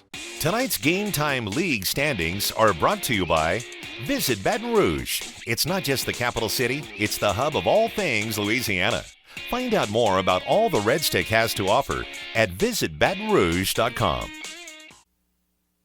The best drive of the second half for Acadiana has come at a good time here with them up by just 1 point. They have marched the football down to the Ruston 24-yard line. Williams will hand it off to Lucky Brooks again. They move the pile forward inside the red zone. Lucky Brooks got all the way to the 16-yard line as this has been an impressive Acadiana offense. Yeah, it really has. Just a powerful drive here. Just firing off this offensive line back in chemistry. The rhythm of this offense is back. Got a little shaky after the start of this second half, putting the football on the ground, picking up some penalties. But this drive has been textbook here as they are taking plenty of time off the clock and really wearing on that Ruston defense. They have been on the football field for a while this drive. Second down and 4 here. What happened to the negative plays? Ruston's defense was turning earlier, and we have a whistle, and I think Acadiana just used its final timeout, and they did. So that's it for the Wreckin Rams. They went through them pretty quick in the first half, and with 5:12 to go here, they are out of timeouts. Well, and I know they realize this drive is key. This is critical. So even if we have to burn our timeouts, let's get it right here, because if we can get into the end zone, then we'll be up by a touchdown and 2-point conversion. So that's what they're doing here, huddling up, trying to make sure that everything is lined up. No penalties, don't want to get behind the chains. Told you earlier in the broadcast, Ruston really plays a difficult schedule. Let's take a look. They faced Neville last week. Now they come down here and take on the number 17 in 5A Acadiana. Big game against Airline. Then another trip down south to face Rummel. Pineville, Alexandria. Alexandria is really good this season as well. And then they finish it up against West Monroe, the team that ended their season last year in the quarterfinals. Second down and 3. A little bit of confusion on Ruston's defense. They got a player off the field at the last second, and then we have a flag. And that might be an illegal procedure on Acadiana. Yeah, and you really hate to see that coming out of a timeout. Yeah, 52 on the offense with a false start. 5 yards, still third down. See, that's what burn coaches up. You know, you call a time, you use your last timeout to get everything right, and then you come out of a timeout and commit the infraction. That just drives coaches nuts. It's like a wasted timeout, and you lose yards. Quickly down to the field, and Kate Adams. Well, offensive coordinator for Acadiana just telling his offensive line, you've got to reinforce the pressure, got to stay physical up front and make these big plays. We've only got 3 yards to go, guys. Now it's 8 after the 5-yard penalty. Williams underneath center here. Handoff, Lucky Brooks, and Lucky has been good on this drive to the 18, 17-yard line. Now bringing up a big third down here for Acadiana and Ruston. As we get close to the 5-minute mark, it'll be 3rd down and 3. Clock will start rolling again. Need to get the ball to about the 14-yard line here. Yeah, and I get the sense here that I'm not sure that they would kick a field goal. I think they're looking to put this game up by 8 points, put Acadiana up by 8. And I don't think they're going to throw the ball here. Good pressure in the backfield, and that should be enough for the 1st down. Wow, what second effort. That is just unbelievable second effort by Tyler Zeno. Tyvin Zeno injured earlier in the game. They will measure it just to make sure. Well, that spot is not very good for Acadiana. They may be a little bit short here. They got to bring the chains from the other side of the field. Yeah, when he fell forward, I thought he clearly had it from my vantage point. But still, great second effort. They could have had him in the backfield. They stretch that chain. I think he's got it. Yeah. By a half a football. A little more than a half a football.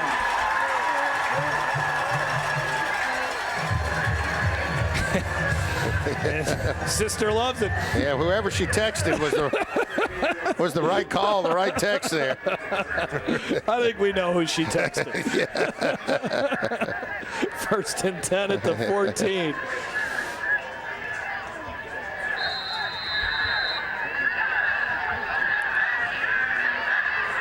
This full house backfield look has really worked for Acadiana. Hanging on to that football is Brooks. Man, it almost looked like it was going to trickle out of there. Man, they are just, remember, this drive started more than 9 minutes on the clock, and look how they're just chewing this thing up. It's just 2nd down, and so they're going to get a lot more out of this clock before Ruston gets the football back. Clock started this drive started with 10:18 left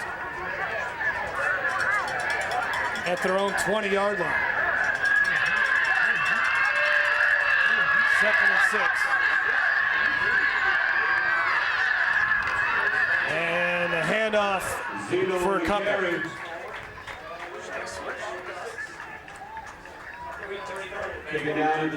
So now it'll be 3rd down and about 4.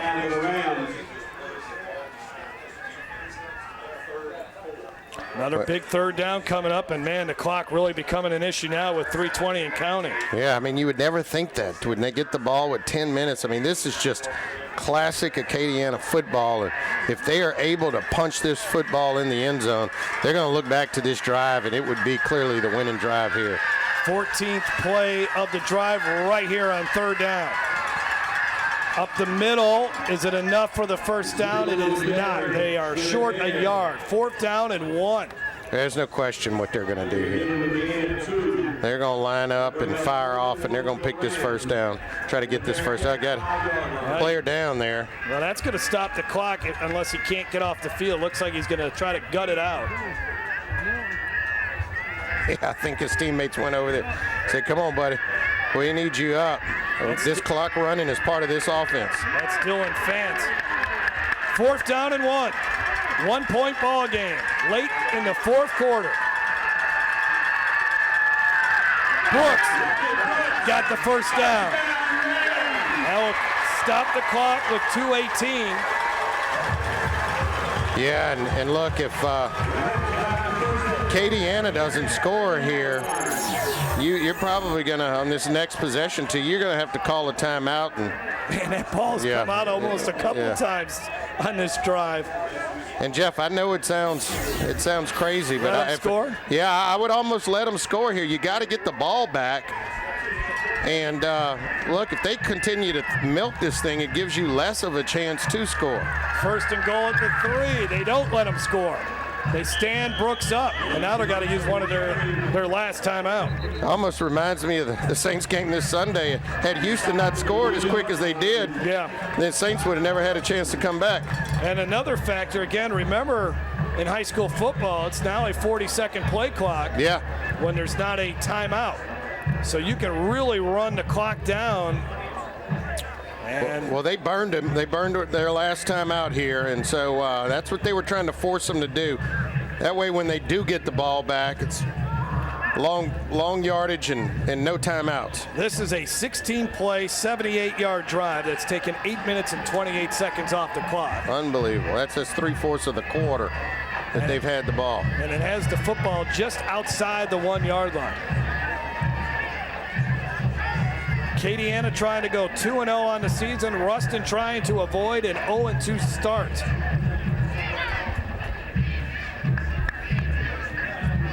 Look at Kate, man. She's in that huddle. She knows where everybody's lining up, knows the play. What are they running, Kate? You want the play?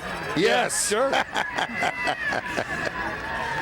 Well, I didn't get the exact play call, but I did hear the O-line coach talking to the offensive line. He wants them to stay really, really low on this play, guys.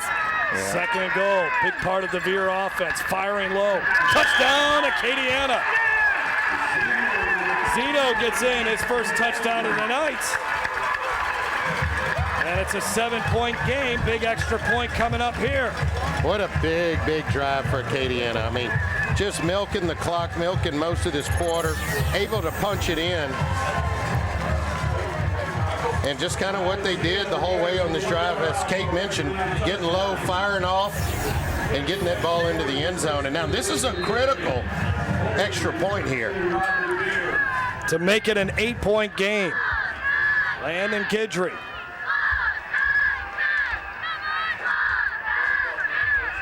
Low snap. The extra point is good.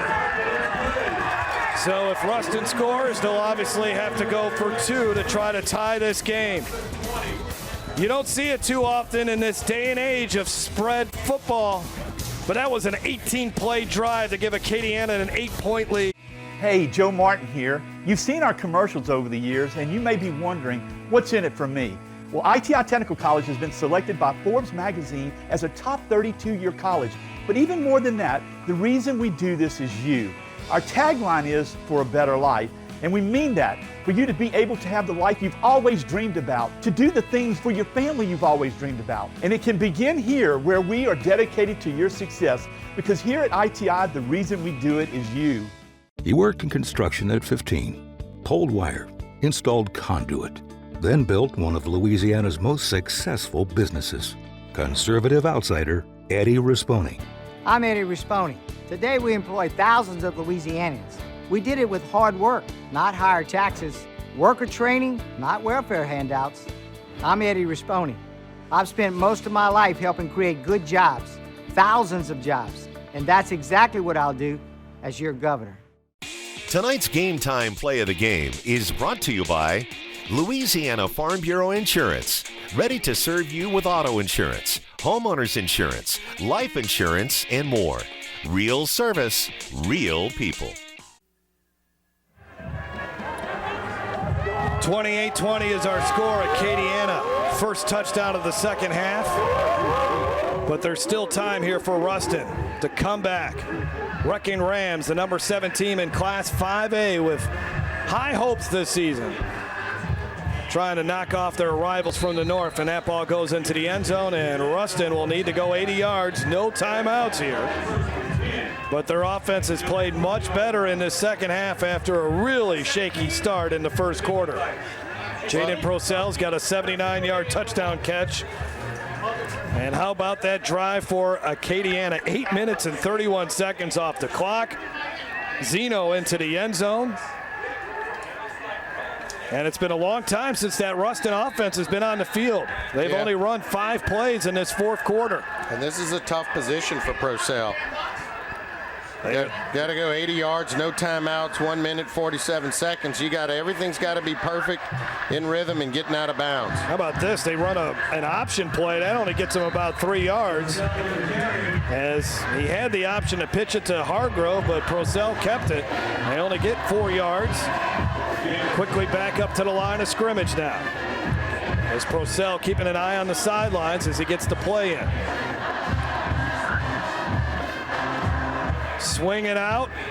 Good job by Acadiana's defense. They're right on top of that. And keeping them in bounds. This is not, you're going to have to get bigger chunks of yardage than this. Dalen Williams on the tackle. On the reception, that was Dylan Roan, who had a muff punt earlier in the game. Now just 3rd down and 2, and a lot of time coming off the clock as we're at the 1 minute mark. They run it. Bull. Hargrove's got the first down. That will stop the clock. But they got to quickly get to the line of scrimmage here. And now start to look for chunk plays. Yeah, they're going to have to force the issue a little bit. You get that first down, you stop the clock, but now you got to take some shots down the field. Either Crow or Hargrove, that's their 2 big players. Over the middle, and they got a first down and a major hit there, and there's a penalty. I think that's a helmet-to-helmet. That's a good call there.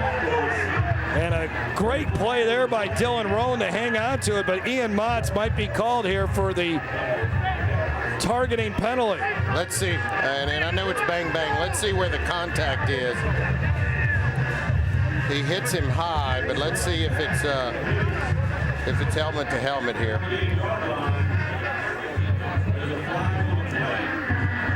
They're talking about it, and I guess, each one of those referees has their own vantage point, and they want to try to get it right. They're asking, hey, what did you see? What did you see? What was the angle? Did you see the head bob? And you can see them discussing. This is critical here. Good job by the officials here. Boyd Guide and his crew getting together. Want to know what everybody saw before they make a decision. They probably wish they can get a replay of it. Yes. Have to wait till the playoffs for that, huh? State championship game. The play was over. We got illegal helmet contact by number 5 on the defense. That's 15 yards from the end of the run. First down. Let's look at the play here before they snap it. We'll give you a couple of looks at it. That's bang, yeah. He just comes up high. I couldn't see it on that. That's the right call. I think that's the right call, Jeff. Now we have another stoppage before they were able to snap it from the 35-yard line.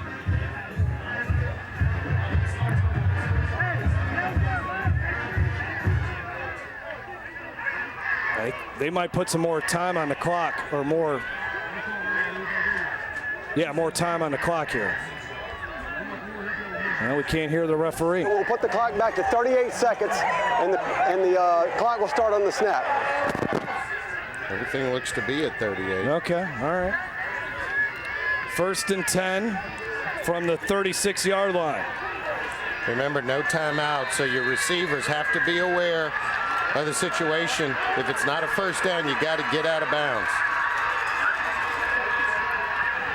Procell to his right, towards the sidelines, intercepted. That's your ball game. Big time interception. Jermaine Paris stepped in front of the intended receiver, and the Wreckin Rams are going to hold on. Well, this is just a good athlete making a great play. And a great play on the football, and does 2 things right. One, he makes a great break, but the next thing is able to secure and catch the football. And that's, as you mentioned, that's going to end the game. Watch him break on this football and then able to secure and catch it, and that'll seal it for the Wreckin Rams.